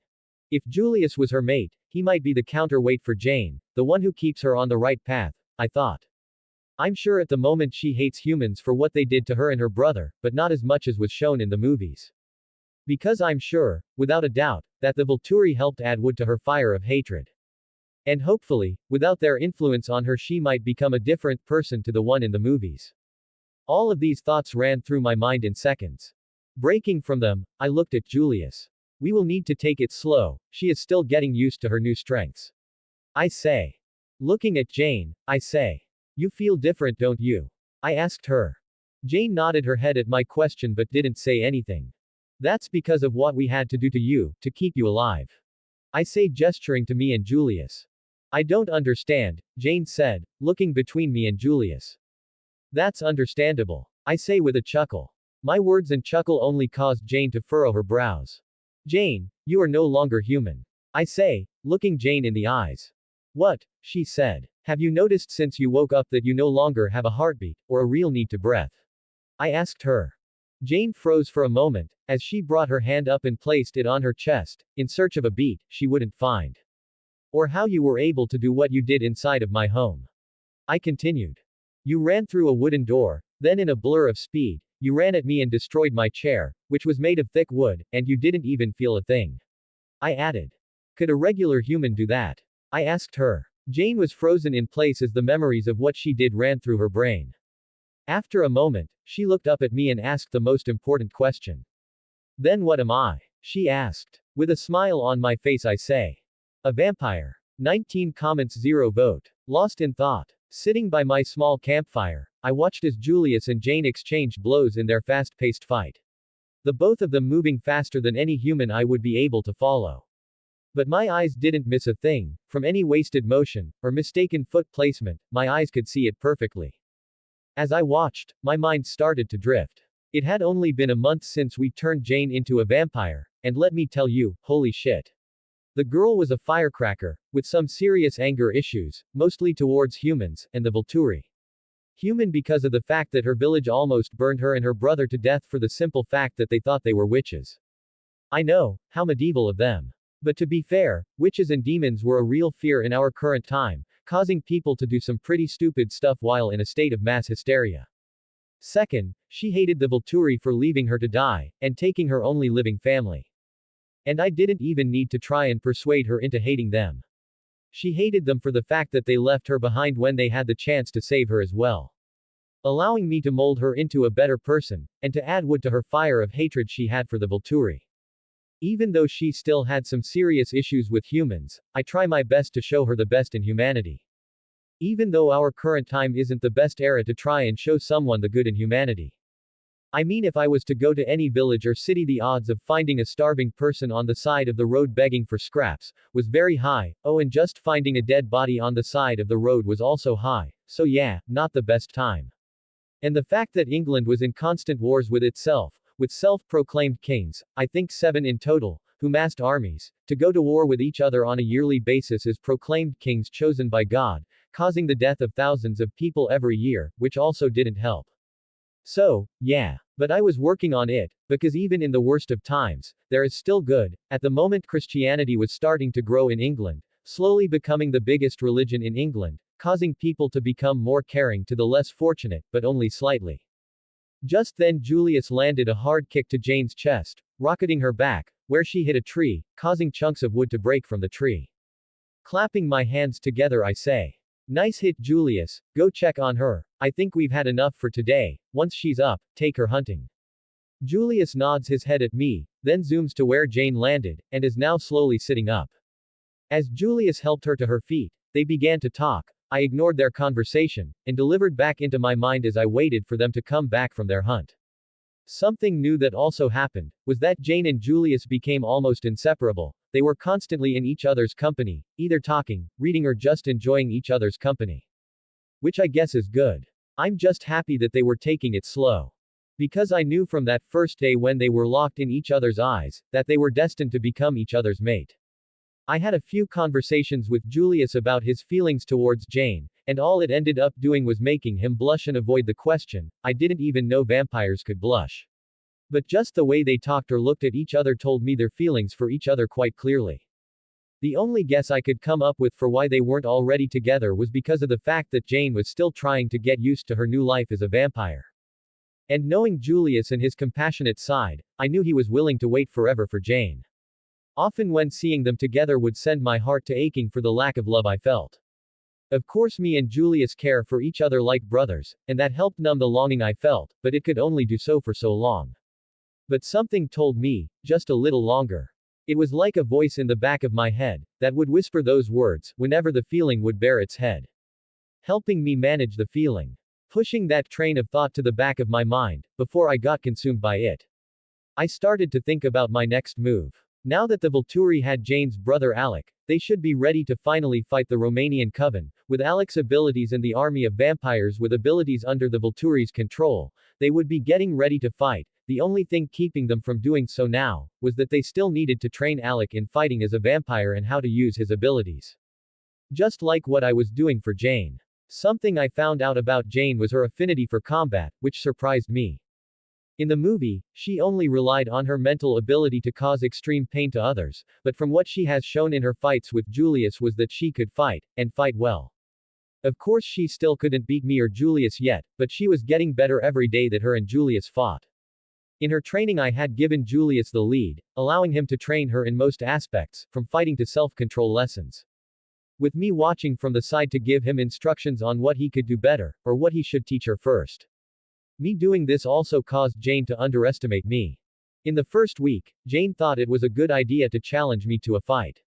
I can't blame her for her confidence, which she seemed to lack none of, causing her to be overconfident. To her I was just a human with certain abilities like my ability to run as fast as a vampire. Which at the time was the only ability she had seen me do when I went with her the first time she went hunting, but she also saw my need for human food, as well as sleep, and she could hear my beating heart, causing her to think I would be an easy opponent, that could just run fast. I guess the idea of a human with abilities wasn't that outlandish, in a world where vampires exist as well as the shapeshifters. To her great dismay, it only took me 2 moves to nearly kill her. Which also surprised me. All I did was kick her in her side, causing her to go flying, then unconsciously, I chased after her, catching her mid-air then throwing her to the ground. My kick and my unconscious actions nearly broke Jane into pieces, surprising me and Julius. Never before had I done something I didn't consciously do, as well as the power I had put behind my kick and throw was stronger than I even thought I was capable of doing. But I also remembered that I was getting stronger the longer I lived. And the last time it was obvious was almost 500 years ago. By my guess I was a little over 2 times stronger than a regular vampire, maybe as strong as 3 vampires. Making it hard for myself to train with Julius. It was no longer a challenge to fight him, because now he seemed to move slower to me, allowing me more openings to hit. Switching subjects in my mind, I thought of Jane's powers. It didn't take long for Jane to use her powers for the first time. It was actually on the first day of being a vampire that she used her powers. It was by accident, when she was telling us the story that led to her and her brother being burned alive at the stake, and the pain she felt. When she said the word, pain, and the memory of the pain she felt ran through her mind, she was looking right at Julius, and the pain hit him hard, dropping him to the ground, writhing in pain, the feeling of being burned alive washed over him. It answered a question I had, and that was that she had the same powers that she had in the movies. For the next week we tested her powers, on a few really bad guys me and Julius kidnapped to be our own little test mice. We never killed them but by the time we were done, they were nothing more than shells of their previous selves. It might not have been the most ethical thing to do, but we took the worst of the worst that me and Julius could find, which made it easier when we made them live through a mental attack that felt like you were burning alive. It was also a way to help Jane deal with the anger she felt towards humans. But if me and Julius weren't there to keep her from killing them, every last one of them would have been torn to pieces, because of her pure bloodlust she still had when around normal humans and just her pure hate she currently had for humans. Something we found out is that Jane's power doesn't work on me. My guess is that any abilities that are supposed to mess with my mind won't work on me, just like when the Volturi tried to make me loyal to them by using mind manipulation that one of Arrow's vampires can do. Any mental ability that might mess or interfere with the computer chip that was embedded in my brain, by an alien civilization that travels different multiverses wouldn't work. The chip blocks any interference from mental intrusions. Like Jane's mental fire. Or any abilities that mess with the mind. And it should also be able to block Jane's brother's ability. Which should be some sort of sensory illusion. where he can take away all of your senses, like touch, smell, vision, and hearing, making you a perfect target to attack. Just then I could hear the fast footsteps of Jane and Julius returning for their hunt. Looking up from the fire, I had been staring in while lost in thought. I saw the both of them joking with each other, and for the first time since I had met her, Jane had a smile on her face instead of the cold look she tended to have. The both of them walked side by side to the small fire I was sitting at, where they stopped and looked at me. Are you ready to go or what? Julius asked me. I looked up at him. Not yet, I said, as I used a stick to move some of the burning logs around in the fire. Not looking up at them I say. The both of you should take a seat, I need to talk to the both of you. Looking at each other Julius just shrugs and takes a seat on the other side of the fire from me, Jane following a second later. I didn't say anything for a moment and continued to stare into the fire. After a few more moments, I look up at the both of them and say, I think it's almost time that the both of you come with me to meet the Volturi. 1974 words. Longest chapter so far, let me know what you thought of it, and if there are any issues please leave a comment and let me know. 31 comments 0 vote. Anger. Wait, you want us to meet the Volturi? Julius asked. Yes I do, but not yet, maybe in a few months to a year, preferably when Jane has more control over herself.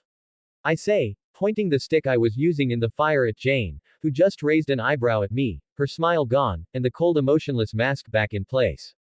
Why now? Julius asked. Well, if the Volturi were willing to come here, where they knew I lived, and practically take a shit in my garden while looking me in the eyes, then run away, means they are getting bold, and if they are getting bold that means they are getting stronger, and are at a point in power where they believe they can start applying their power to do as they wish, without the fear of repercussions, which means they are about to get ready to fight the Romanian coven.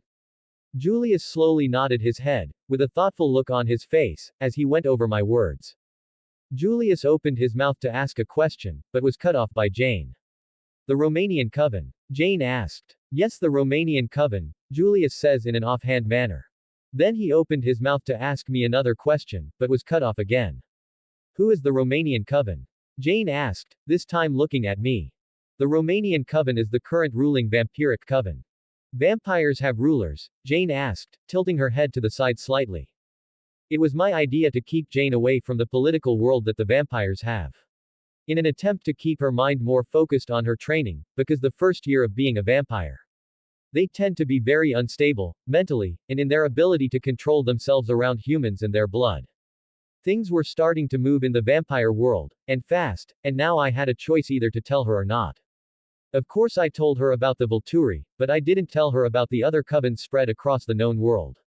And now that the war with the Romanian coven seemed to be coming closer I had no choice but to tell her, to prepare her for what to expect and what will likely happen. Yes, the vampires have ruling covens, at the moment it's the Romanian coven, and the Volturi are about to go to war with them in hopes of taking the throne for ruling coven. Jane looked past me, with a thoughtful expression on her face at my words. The Romanian coven are the worst of the worst, they kill humans in cold blood and for no reason, other than the fact that they think that they are gods among men. I say looking back down at the fire in front of me, the memories of the people I tried to help flashing through my mind. The Romanian coven doesn't sound like such a bad coven to me, Jane said, in an uncaring tone. Julius froze at her words and so did I. Julius's eyes flashed to me as he watched me, looking to see if I would do something to Jane. The anger her words caused in me was like an ocean of hate and rage, unleashed from the depths of my mind where they laid chained, to break free and come flooding to the surface. They didn't even see me move. Unconsciously my body reacted, and before I or the others knew what was happening I had Jane by the neck, and lifted almost a foot off the ground, by the neck. I stared Jane dead in the eye, the normal jovial spark to my eyes was gone, now they were as cold as ice, as I looked into her soul. How heartless have you become? I said in a cold tone. Where the people who murder innocent people, doesn't sound so bad. I asked Jane, daring her to answer. They have killed untold thousands of innocent people, for the fact that they wanted to. Entire villages, massacred to the last infant, because a group of vampires wanted to. I said, my voice slowly rising, as my grip grew stronger on her neck. You hate humans for what they did to you and your brother, and you have a right to hate people, but only hate the village that tried to kill you, not the entire species, because of a group of people who will be dead in a few decades while you stay the same.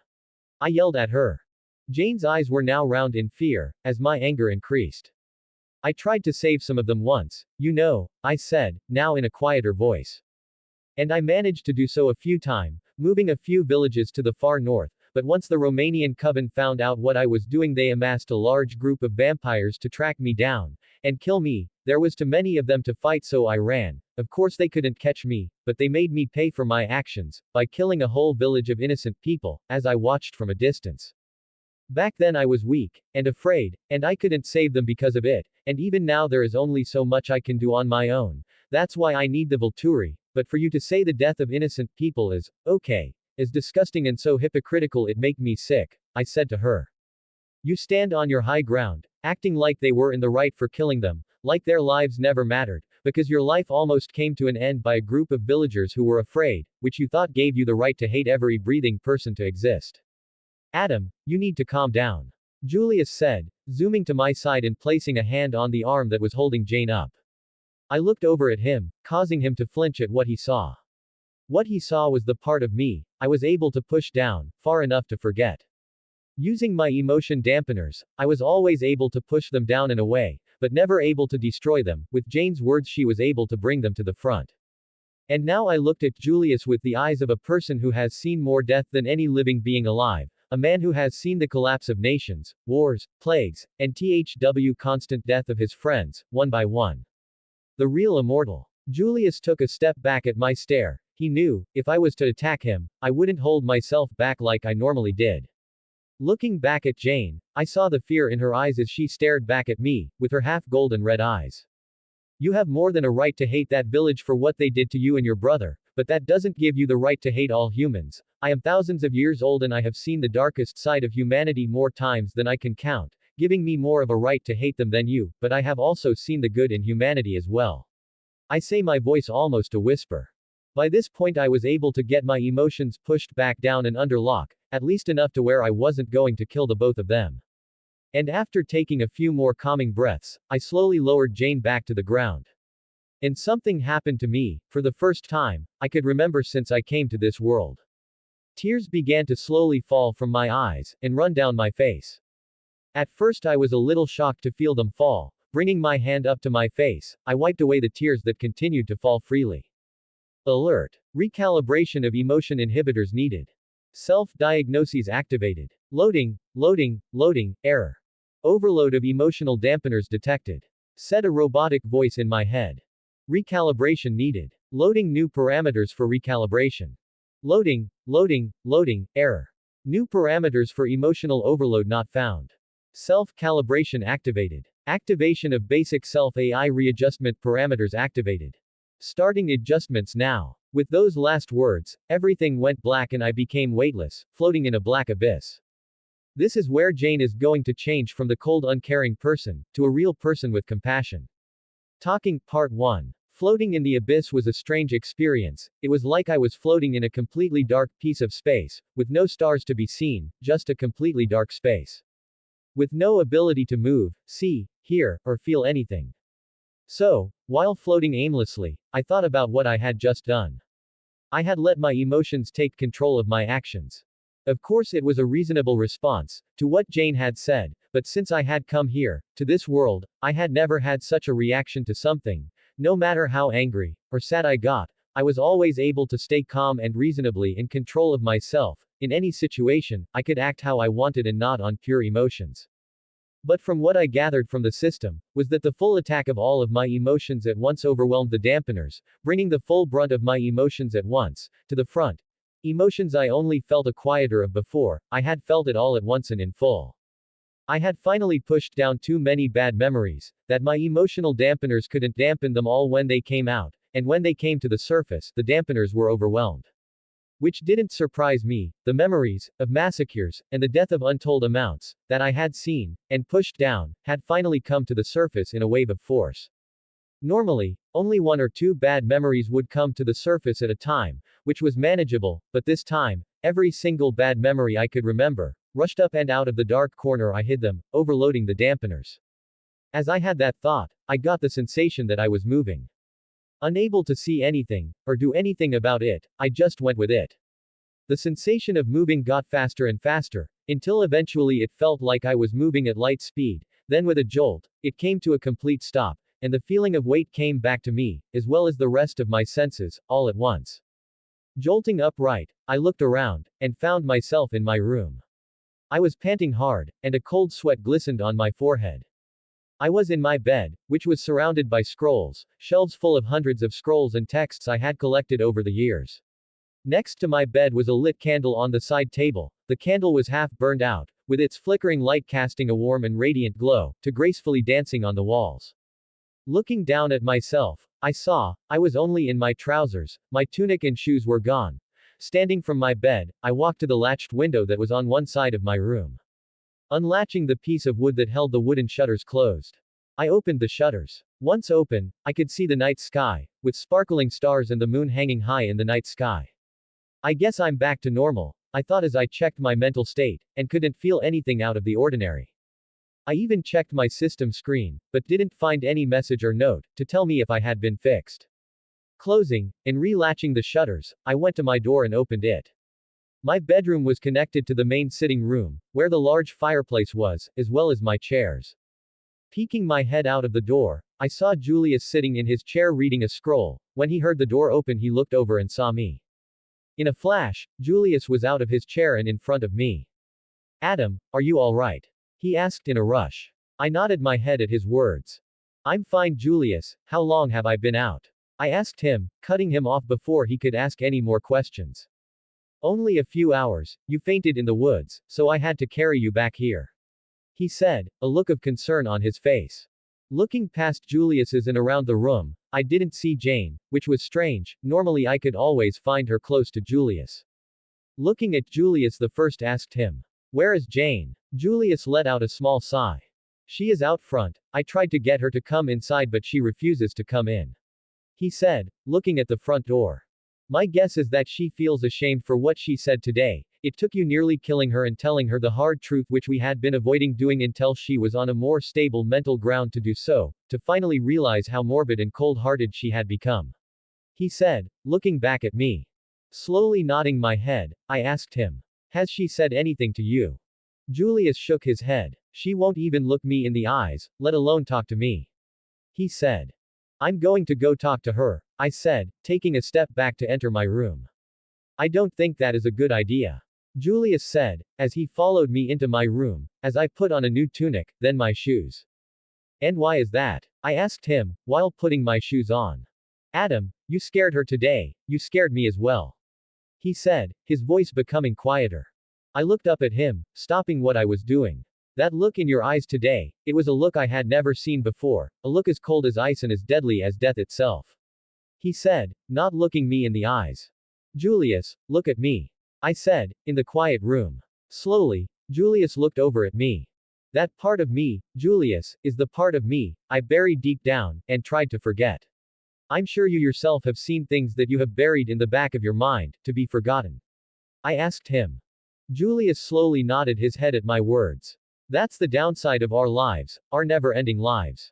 It's that we will see things that scare us, people we know dying, wars, plagues, all of it we must watch while we stay young for the rest of eternity, unmarred by the passage of time, without the fear of death, but covered in mental scars that can run as deep as the ocean," I say, standing to my feet. And today, the thousands of years of scars and bad memories I buried, came to the surface. Julius now looked me in the eyes. "I'm sorry, Julius, for my actions today," I continued. "I guess her words brought up some bad memories and I acted on the rage they made me feel. They were the catalyst that unleashed all of my buried memories," I said softly. Julius stared at me for a moment before a small smile crept onto his face. "I forgive you, old man," he said, giving my shoulder a small punch. Patting him on the shoulder, I finished getting dressed, before speaking to him again. "I'm going outside, do you want to come with me? I think you, being there, will help her with what I need to say to her."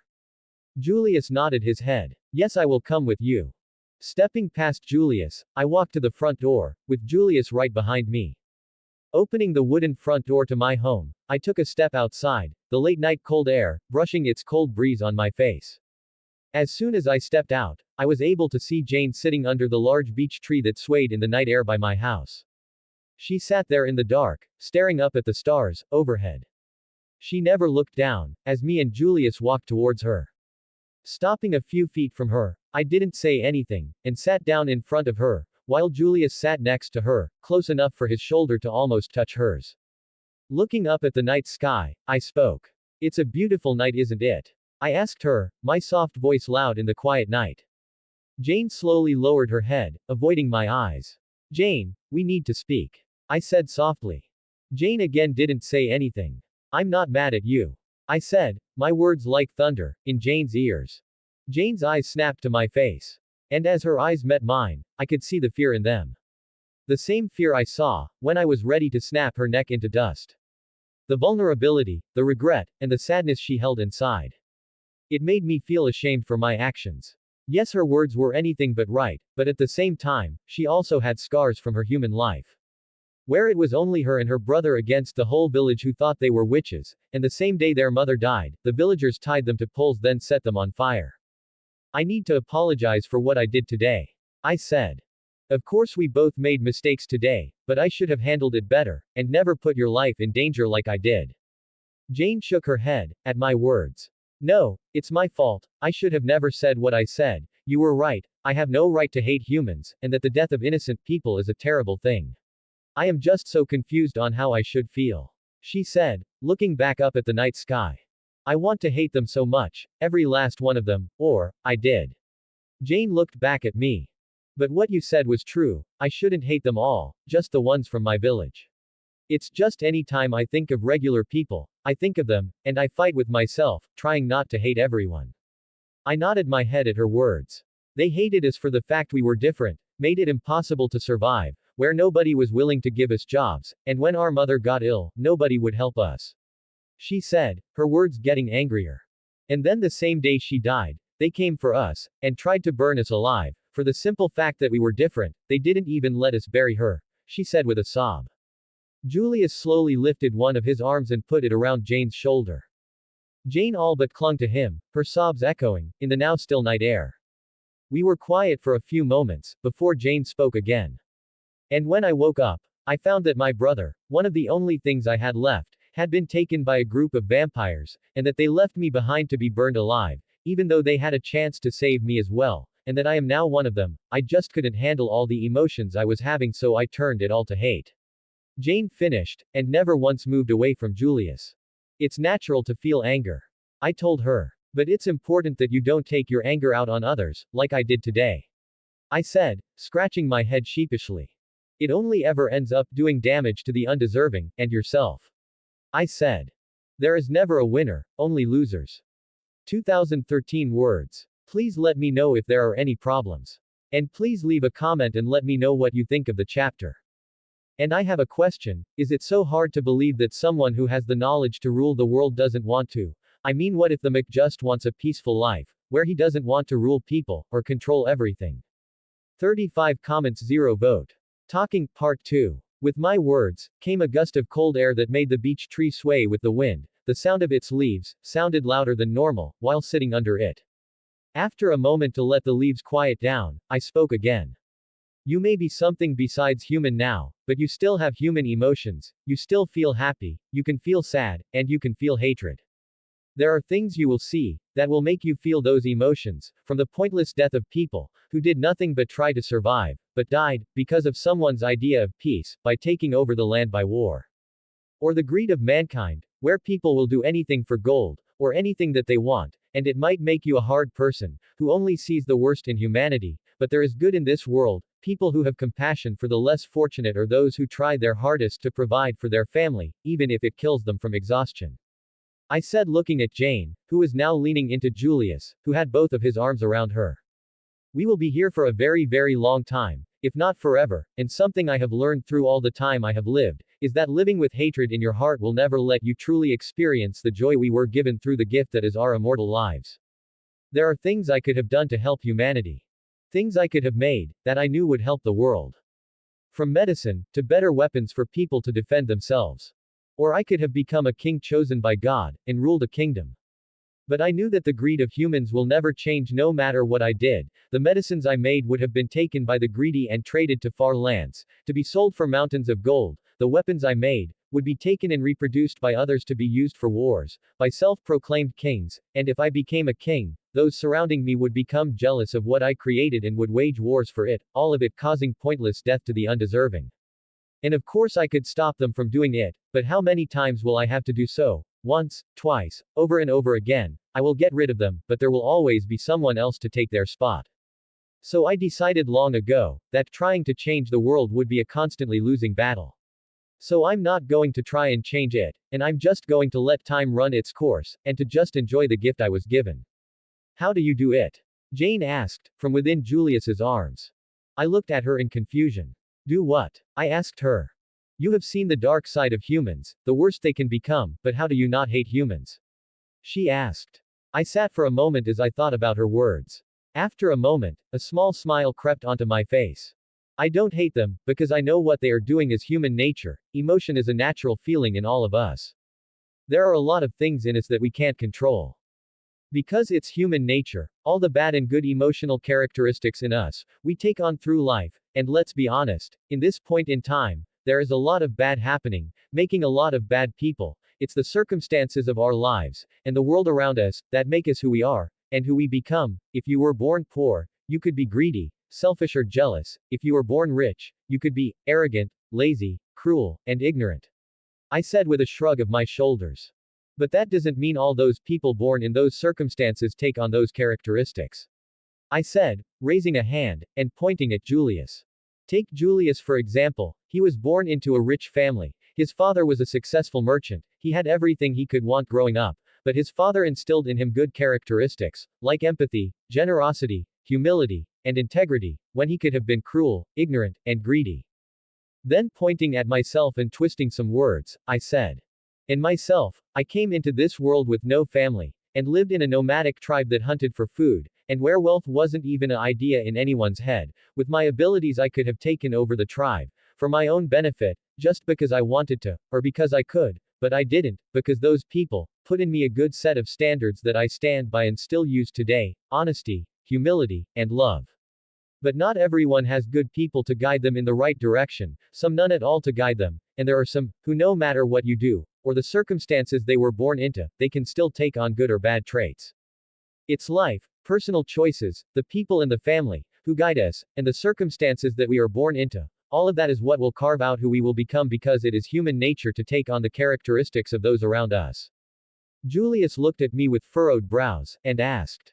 Then why do you hate the Romanians? I let out a sigh. That is for self-redemption. I tried to help them, but my actions caused the death of a lot of innocent people. Even though I saved some, I indirectly killed a lot more. And I'm hoping that after taking down the Romanian coven, that it will allow me to wash some of the blood off my hands, I said, unconsciously rubbing my hands together. After a moment of silence I spoke again. I guess what I'm trying to say with all of this is, there is no point in hating people for human nature. Like with you, Jane, it's human nature for people to be afraid of things they don't understand, and they didn't understand you and your family. I'm not saying it's right, what they did, but just keep that in mind when you think about it, or when you also see the bad part of humanity. Jane nodded her head. And I mean what I said, Adam. I am sorry for what I said. Jane said. I smile at her. I am also sorry for what I did, so now that that is out of the way, and behind us, I think it's time to bring up the Volturi. I said, clapping my hands together, and in a happier voice in an attempt to clear the sad air. Super rushed chapter. But what I'm trying to get across here is that, the MC is letting history unfold, without his direct interference, because he fears that his interference could cause ripples in time that could cause the indirect death of many more if he did get involved. Kill a tyrant king to stop a war that could have killed a few thousand, but indirectly killed 10,000 because of a civil war for the throne. There will be times the Mick will get involved, but for the most part, he is just going to let everything play out. Let me know if there are any problems with the chapter. It was super rushed and I could only read it once, so fingers crossed. 25 comments, 0 vote.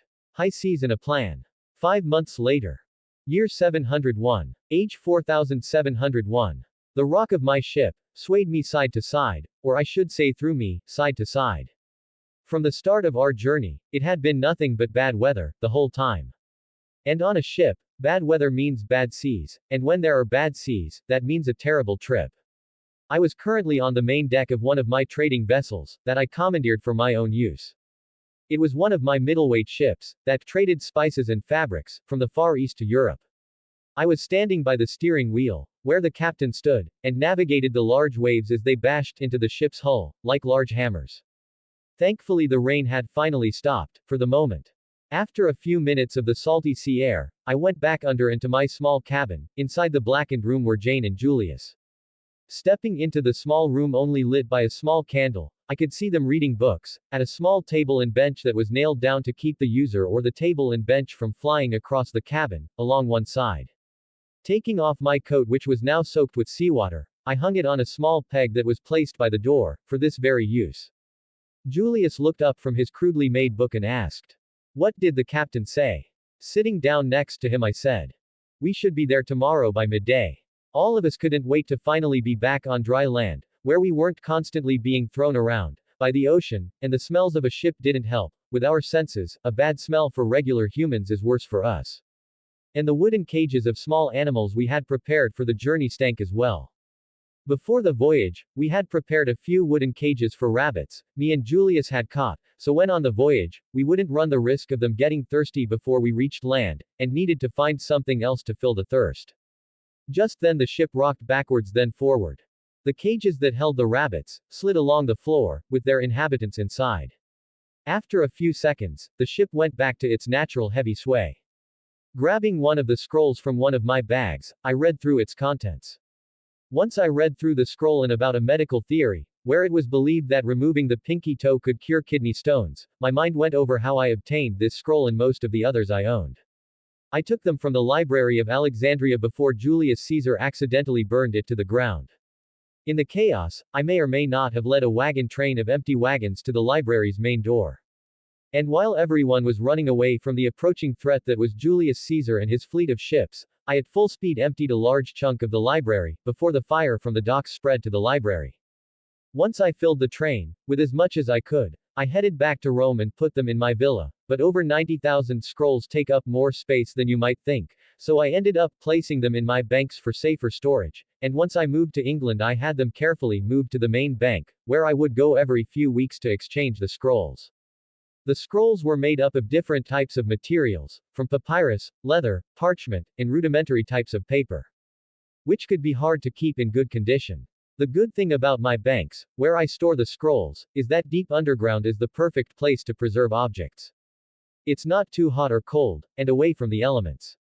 Once again the ship rocked forward then backward hard, sending the cages sliding across the ground again. But this time when one of the 3 cages passed I swear I heard one of the rabbits screaming. Or maybe that was just my imagination, I have never been good at being cooped up in small places. Once the ship settled, I decided to get some sleep, to hopefully make this hellish trip go faster. Standing up, I walked to one of the hammocks and got comfortable. As I swayed with the waves of the ship, I went over the plans that me, Julius, and Jane came up with. The most important this is to find a way for Julius and Jane to be able to combat Chelsea's mind manipulation, because I knew for a fact that as soon as Arrow found out or saw what their abilities were, he would go to great lengths to get them on his side. Julius alone might be one of the strongest vampires to ever live. Which made me wonder what happened to him in the movie. Someone with his alignment and belief to not murder innocent people for their blood would have made him perfect to be with the Cullen family, so what happened to him? This is a quandary I have thought about many times, and over again I came to the same conclusion, and that is that Julius probably ended his own life, rather than kill humans. And that conclusion stemmed from Julius's biggest fear. To become a monster. At first, Julius thought he had become a monster. The call to human blood he felt confirmed it to him. But when I showed him he could survive on animal blood, it showed that to be otherwise. Kicking my brain back on track. We weren't sure how we might be able to shield their minds from the mental abilities that Chelsea possessed, other than a vampire who might possess a shield ability. I thought about giving them my blood, but I realized that it's the chip in my gray matter that protects my mind from mental abilities and my blood wouldn't have the same effect. So the plan we came up with was to find an old friend of mine, an Egyptian named Amun, who I'm sure at the moment is very angry at a group of vampires who killed his whole coven in front of him. We weren't sure if he would even have anything or know something that could help us. But he was the only vampire that I really knew besides the Volturi, Romanians, or Julius and Jane. Of course, I knew other covens existed across Europe and Asia, but I never had any contact with them. I was always happy to let them do their own thing as long as they left me alone to do mine. And I'm currently hoping that Amun might still be angry at the Volturi for what happened, that he would be willing to help. But I also wasn't optimistic either. From what I remember, the mental scars of seeing his coven torn to bits made Amun incredibly afraid of angering the Volturi, and sending him and the surviving members of his coven into hiding, not even shadows of their previous selves. I was also hoping that they would still even remember me. It had been a few thousand years since I last came into contact with them, so the probability that they still remembered me was slim, but hey, we can hope, right? Slowly, with the gentle sway of the ship in the hammock, my eyelids slowly drooped, until completely closed and I was asleep. 21 comments, 0 vote. Alexandria and a heart attack. It took another week before we finally made it to Egypt. Thankfully, the last few days, the weather had settled down, and made the trip a little more bearable. The ship docked in Alexandria. As the ship was tied to the docks, I looked around at the busy dock area, where thousands of people could be seen wandering around the docks. At the moment, Julius and Jane stood beside me, both covered in long, lightly colored cloaks that covered them from head to toe, only leaving their faces exposed, but covered by a shadow that was made by the hood of their cloaks. While I, on the other hand, I wore a dark green tunic that went to right above my knees, with a fine fabric as my belt that went around my waist, and dark breeches, with knee-high deer-skin boots, what I normally wore every day. The only thing different is the fact that I had my hair tied up, and hidden under a piece of fabric that I wore over my head, to keep my hair out of sight, as well to help keep the sun out of my eyes. Normally I would wear my sunglasses, but I was trying to blend in with the crowd, not stick out more than I already will. In England or other European areas, people might think my hair is just really blonde, to the point it looks white or silver. It's been known to happen, but here the sight of white hair could become a problem. I'm just thankful I no longer need to hide under long clothes to hide my pale skin. With the occupation of Rome in Egypt, it became common to see pale people here. Of course, I still got stared at for my overly pale skin and height, but a lot less than I would have gotten a few thousand years ago. Stepping off the ship, we merged into the large crowd of people, and headed to my bank, which was placed in the middle of the city. Rome had been forced out of Egypt a little over 600 years ago, but thankfully I got word of the trouble that was taking place, and sent word to the Alexandria bank head to get in touch with the leaders of the forces that were kicking the Romans out, and to make a deal with them, offer them 20,000 gold, for leaving the bank alone. Of course, we also told them what would happen if they didn't. It was the usual: we can destroy your country with the pure amount of money we have, by paying whole countries to go to war with you at the same time, to the point you are surrounded on all sides and have nowhere to go, or that we can hire assassin groups to go after you every day until one of them is finally successful, or you back off and leave the bank alone.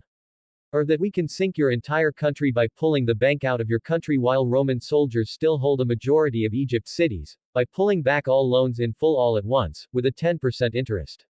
Taking a large chunk of your country's wealth with us. And of course they would say something along the lines of, we will take your banks first before the rest of the cities, in the hope of securing wealth for themselves and the country. And we would say, you could do that if we had gold in our bank, but most of the gold is moved between the other banks. When there is conflict in a country where a bank is, the gold is transferred to one of the other banks, where it is safe, making it a moot point. But after we showed the stick, we showed the carrot, where with our far reach, we can help with trade agreements, we can help with your economy, and as just being in your country is a boon that will draw traders, but as soon as we are gone from your lands, no country will want to anger our bank, and risk us taking away the boons we give them, so they won't trade with them, and avoid any contact with the country that angered the Gringotts Bank.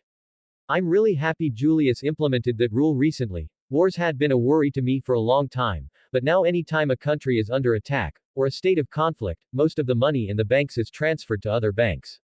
I had forgotten how much war and conflict there was in this period in time. I was used to the 21st century, where war didn't involve conquering, and just involved blowing stuff up from a distance, then once everything was destroyed, we left. But now, in the time of kings, war was the only option for most monarchs, to expand and grow, to support their subjects as well as to add to the ability to bring in income. As we neared the bank, I looked at the building that was built on top of a large hill that rose above the city. The building was built in a mix of Greek and Roman, made out of white limestone for the walls. The large pillars that went around the building were made from marble, like what you would see in Greece. But it also had its Roman flair. with statues on the roof, at all four corners, as well as intricate art built or carved into the limestone and marble. Walking up the 12 steps and past the massive pillars, I came to the main door. The main door was made out of 6-inch of steel that could be locked from the inside. And with a foot of limestone as the walls, it would be extremely hard to get in, if not impossible to get in with the door closed. But what caught my eyes was what was above the door. In gold the word, Gringotts, was displayed. And I couldn't help but chuckle at the historians explaining all of this, in later years. During the day the large metal doors were left open, with 8 guards standing outside the door. The guards all wore polished Roman-style armor, with helmets and purple capes and tunics under their armor. The purple was my idea for the bank's color, which I chose to be royal purple. From the look of them, the guards were ex-Roman legionaries, who found our pay better than their military pay.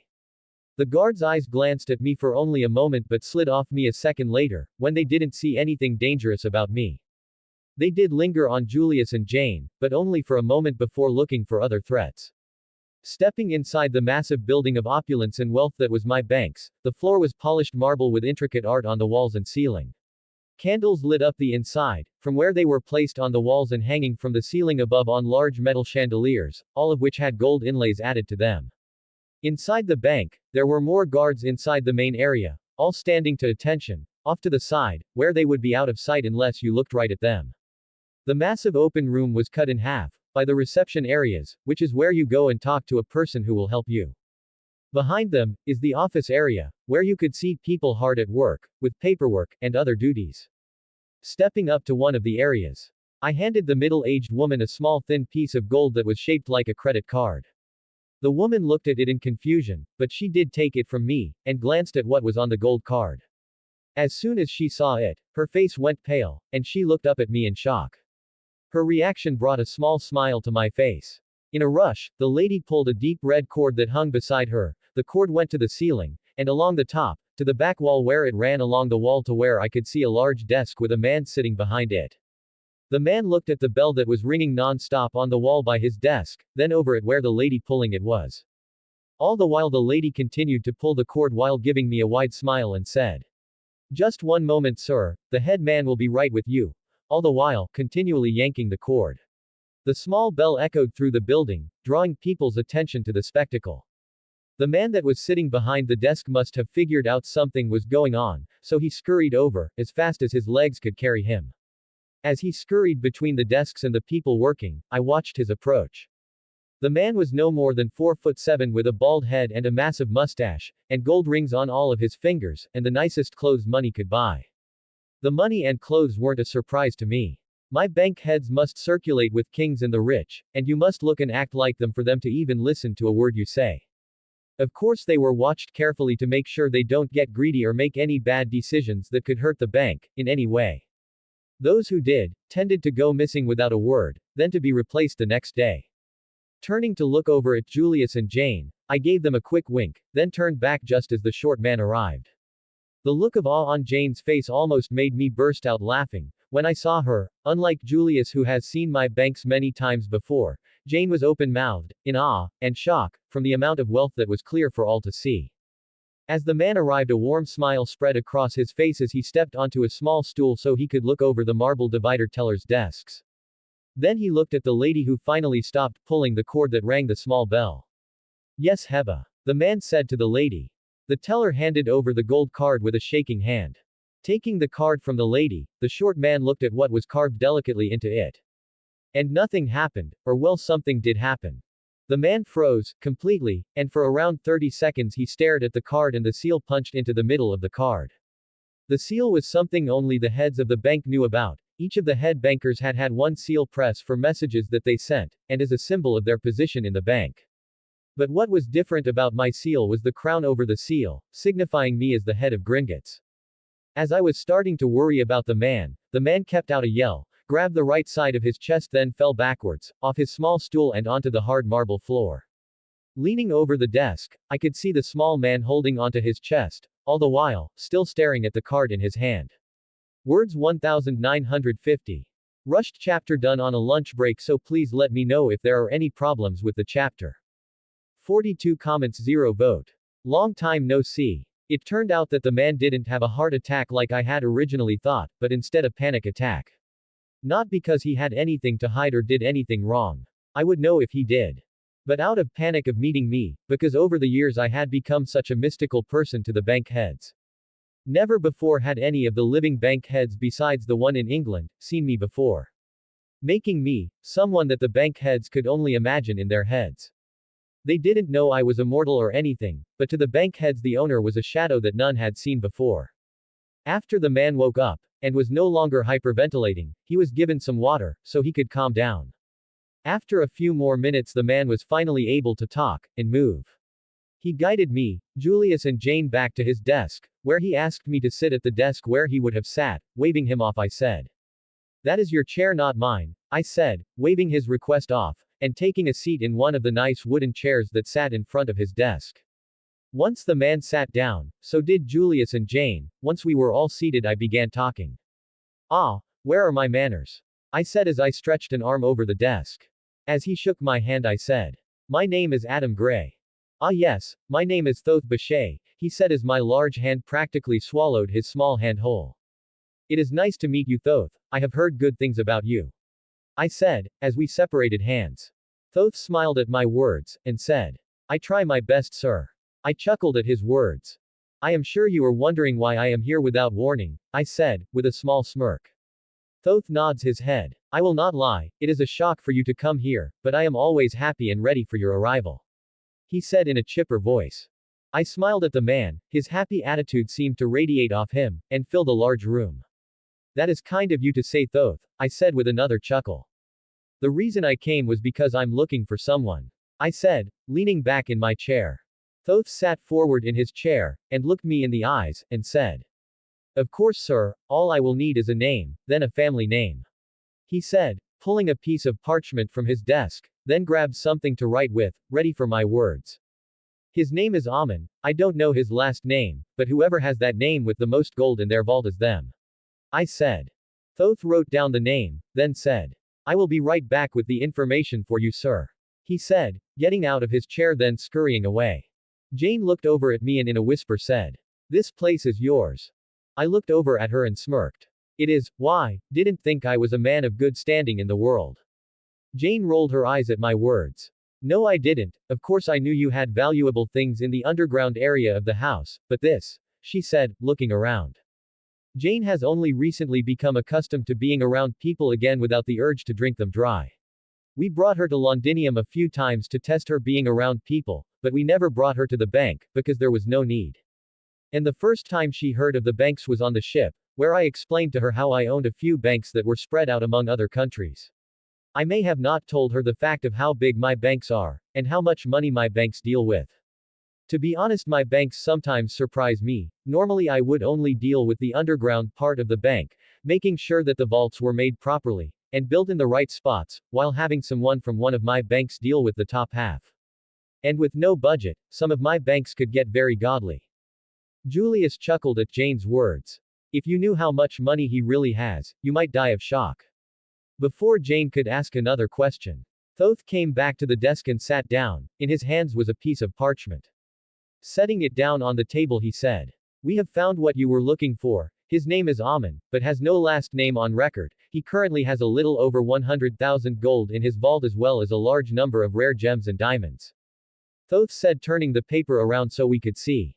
"His last withdrawal was 4 days ago, where he took out 200 gold, Thoth added. I grabbed the paper off of his desk and went over the information on it. And like Thoth had said, it had the current state of Amen's vault as well as his last 5 transactions. But at the bottom of the sheet was written the address, or more like directions, and a description of the home. The home was apparently a compound in between 2 other compound buildings with large walls all around. Looking up at Thoth, I gave him a smile and said. "This is just what I was looking for." Thoth smiled at me, and said. "I am glad I could help, sir." Standing up, from my chair I say.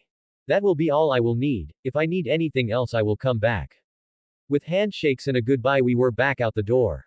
The home was in a busy area close to a market. And was only a 30-minute walk from the bank. As we walked through the crowds of people, I thought back to when I used to set up my own stands in places like this, and spend hours every day selling pelts and small knickknacks that I would make or find on my travels. A part of me missed it, the adventure and the people I used to meet and help on those travels. Maybe one day I would start doing so again. After 20 more minutes of walking and thwarting a few dozen pickpockets, we finally found the place. Tucked in between two other buildings was a 7-foot wall, with large wooden doors. Stopping in the street in front of the doors, I looked at Julius and Jane. The odds are that they won't want to talk to us, so just let me handle this, I say, looking at both of them. They both gave me nods, so stepping up to the door, I knocked twice on the door. And nothing. We waited for a few minutes before I banged again, this time harder. But once again, nobody opened. Maybe they aren't here, Julius said, from behind me. Oh, they are here, I said, looking up at the large door. I'm gonna knock again to be nice, but if they don't answer, I'm going over the wall, I said, not looking back at Julius and Jane. This time when I knocked, I put much more power into it. Now when my knuckles hit the door, they were loud bangs, making the large doors rattled on their hinges. Not even a second later, the doors swung open, and there he stood, with dark curly hair and a goatee, was Amen. Are you insane? He bellowed. Don't you people know to leave us alone? We have warned you time and time again, and yet you continue to bother us. He continued, but before he could continue. Long time no see, I said, in a chipper voice, cutting off his next rant. Amen froze as he looked at me, his mouth hanging open, as he looked at me.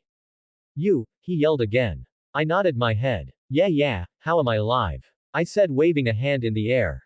What, how? He stammered. Look, we need to talk, I said to him. So can we come in, or are you going to continue yelling at us? Now Amen just stares at me, breaking away from looking at me. He turned to look at Jane and Julius, who were behind me. His eyes lingered on them for a moment, as he saw the color of their eyes. And then he did something that surprised me. In a blur of motion, Amen slammed the large doors in our faces.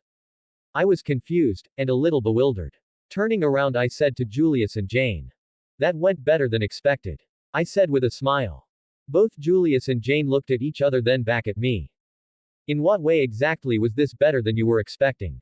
Julius said in a dry tone. Well, for one, this is the Amen we are looking for, and second, he didn't try to kill us. 28 comments, 0 vote. Amen. Turning back to the door, I bang again. Leave, I heard Amen yell from the other side of the door. Amen, we need to talk, can you please let us in? No, you are not welcome here, leave us be. I let out a sigh. Amen, if you don't let us in, I'm going to break down this door, so just let us in, all I want is to talk, I said, close to the door. I knew I didn't need to yell through the thick doors for him to hear me. Listening for his response, I waited, but got nothing in response. So taking a few steps back, I prepared to kick in the door. It wasn't something I wanted to do, but I needed to talk to Amen. I was a little worried that people would see me kick in the door, but at the moment I didn't really care. Amen had the chance to let me in, but instead he would rather hide in his home. So when people see me kick in these massive doors, they were going to be very shocked, and then suspicious that a man was able to do that, because the force I was about to use could be massive, probably exploding the door into splinters. Not the best idea I have ever had, but I didn't come here to waste time. But hey, I don't live here, so I won't need to deal with the consequences of people seeing me do this, Amen will. So taking a few steps back, I prepared for the kick.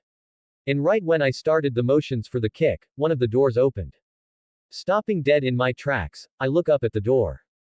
But it wasn't Amen, this time it was Kebi, Amen's mate. Standing just inside the door, covered by the doorway so she was in shadow, Kebi spoke. Please come in, she said, taking a step to the side. Straightening back up, I looked at Jane and Julius, and shrugged my shoulders. Turning back, I looked at Kebi. She was wearing white robes with intricate patterns, as well as a number of sparkling jewels on her. Kebi stepped to the side, allowing me to step in. Stepping in, I looked around the small courtyard. The courtyard was small, with a few decorative pots scattered about, as well as a few plants. What made this courtyard different from others was the fact that the top was heavily shaded with a woven top that only allowing enough light in so the plants can survive, and to be comfortable. Once I stepped in, Jane and Julius followed close behind. Kebi closed the massive doors with ease, then lowered a thick piece of wood to bar the door. Turning to us, Kebi said. Please forgive Amen, he hasn't been the same since, well, I'm sure you know. she said in a somber tone. I can imagine, I said, nodding my head. But we need to talk to him, I continued. He might have some information that can help us. Kebi looked at me for a moment before she finally nodded her head. Very well, follow me, she said, gesturing for us to follow her. Kebi led us into the large house, and just like the courtyard, the inside was shaded, candles being the only source of light. We didn't need light to see, but when vampires see in the dark, all that can be seen is black and white, not color. That's why most vampires don't just live in the dark, unless they are dull grunge idiots that are all dark and gloomy. Kebi led us to the back of the house and up some stairs, to the second floor. Most of it was open with one half a sitting area with countless pillows on the ground, and the other half, shelves of scrolls and other things that might fill someone's time. Sitting in a small pile of pillows with a scroll was Amin. Kebi, I thought I said to just ignore them. Amin said, looking away from his scroll. And I heard you, but what are we going to do? Just waste away in these walls forever, Kebi said in anger. It was clear to see that this was a conversation they have had countless times before, and one that Amin apparently refuses to deal with. Yes, Kebi, that is the plan, he said, his voice becoming louder. And for a moment the room was silent, then turning to me Amin said. And you, how are you still alive? You aren't one of us, you should have been dead for 1,000 years. Well, yes, I should be dead, but I'm not, nor will I ever be dead. Then what are you? I just shrugged my shoulders, just a guy, I said. Amin gave me a raised eyebrow, then opened his mouth to speak, but before he could, I cut him off. The whole what are you, how are you alive questions were really starting to get old. Look, all I need is some help or advice, then we will be out of here so you can get back to your seclusion. Amin gave me a raised eyebrow. Seclusion? You think this is seclusion? This is us hiding. He snapped. I couldn't help but laugh at his words. You call this hiding? I found you in a matter of hours, this isn't hiding. And besides, who would you be hiding from? The Volturi. The Volturi could find you anywhere they wanted. I hear their tracker is quite skilled. I said with a slight chuckle to my voice. It is seclusion. Kebi cut in. Turning to her, I asked. Why would you go into seclusion? Yes, you lost to the Volturi, but you are still alive and the Voltor knows it. If they wanted you dead, you would be. Start over again. Make a new coven, but don't act like gods the next time that you do so, I said. If there is one thing I know about the Volturi, it is that they might be a big group of asshats, but they do stick to their rules, for the most part, so as long as you follow their rules you should be fine. I said. Amin opened his mouth to speak, but was cut off again but by Kebi. We are here because of the price we paid to survive. Gesturing to Amin, Kebi continued. One of Amin's abilities is a strong sense of survival, and the first time we came into contact with the Volturi in a threatening manner, Amin instantly knew, the only way was to either run, or to beg the Volturi to spare our coven, but things didn't go as planned, they manipulated his mind, making him betray our coven, against his will. Kebi said, her voice somber. I went still for a moment. That was something I didn't know about. In the movies, very little was said about Amin, other than the fact the Volturi destroyed his coven and Kebi and Amin were the only survivors. Neither Amin or Kebi said anything. But after a few moments Amin spoke. We did not have a choice, other than death. If we ran they would find us, if we fought they would kill us, no matter what they would have killed us, so I made a choice, and that choice was to come to the Volturi on my knees, but as soon as I was there, they manipulate my mind, bending me to their will, and as soon as my coven was gone, they set me free, to live with the fact that I was too weak to protect my coven, and that I am the one that told them where our home was. Amin said, his hands clenched. It actually explains a lot about Amin, why he never really tried to start a new coven, and why he tried to avoid everyone. He feels guilty for what he did, he betrayed those who trusted him to lead them, even though he couldn't help it, so racked with guilt, Amin put himself in seclusion, and away from the vampire world. Talk about a mindfuck. One day you are a god among mortals, and the next you are nothing but trash in the eyes of others. It made me feel a little bad for the guy. I thought. That is why I came here. I said, gesturing to Jane and Julius. I myself am protected from the mind manipulation that the Volturi use, but they are not, I said, pointing at Jane and Julius again. But it seems you can't help us, I said with a shrug. Turning to leave, I come to a stop when Amin speaks. Why do you need something to protect them? Keep them far away from the Volturi, or you will just end up losing them. Amin spat. Turning around I said. For two reasons, one is her. I said, pointing at Jane, second is to help the Volturi finally put an end to the Romanian coven. Sorry I haven't posted in a few days, I haven't been feeling well, so I decided to take a small break. And like always, if there are any problems with the chapter please leave a comment and let me know. Word 1600. Bean. 31 comments 0 vote. Julius and his smarts. Julius Pav. I would like to say our journey is going well, and I would also like to say that it wasn't. Our goal in coming to Egypt and to talk to this Amun, who apparently was one of the oldest vampires still alive, was to find a way for me and Jane to be mentally shielded from the Volturi member that can manipulate others' minds. But from what I know, is that it's impossible. I have delved into the scrolls Adam has in the bank and at our home for any kind of information or mention of something that could work for us, but I couldn't find anything. He even let me go through the hundreds of scrolls, or journals, that Adam himself had written about his journey through the years he wandered the earth. In one of his earlier journals, Adam wrote about his first meeting with the Volturi, and how they tried to manipulate him, but he didn't go into great detail about it, or any possibility as to why he is different, and it doesn't work on him, just that it didn't, and his mind is shielded from mental abilities. But that's nothing new about him. Over the years I have learned Adam tends to skip anything that might have to do with himself. For starters, the first scroll Adam wrote, he talked about his first memories of this world, that he woke in the woods, nude, and fully grown, but without any memories. He practically summarized the whole thing, and then skipped it, as if he knew more than he was writing, or he actually did know anything, but you would expect someone to try and find out why they woke up in the woods, with no memories about themselves. I never asked him about it. I knew if I did he would avoid the question entirely. Adam is a master at wordplay and could misdirect your attention until you forgot or you were so jumbled up in the head that you couldn't bother to ask about the questions anymore. I guess that's a skill you can get when you were a merchant for over 1,000 years.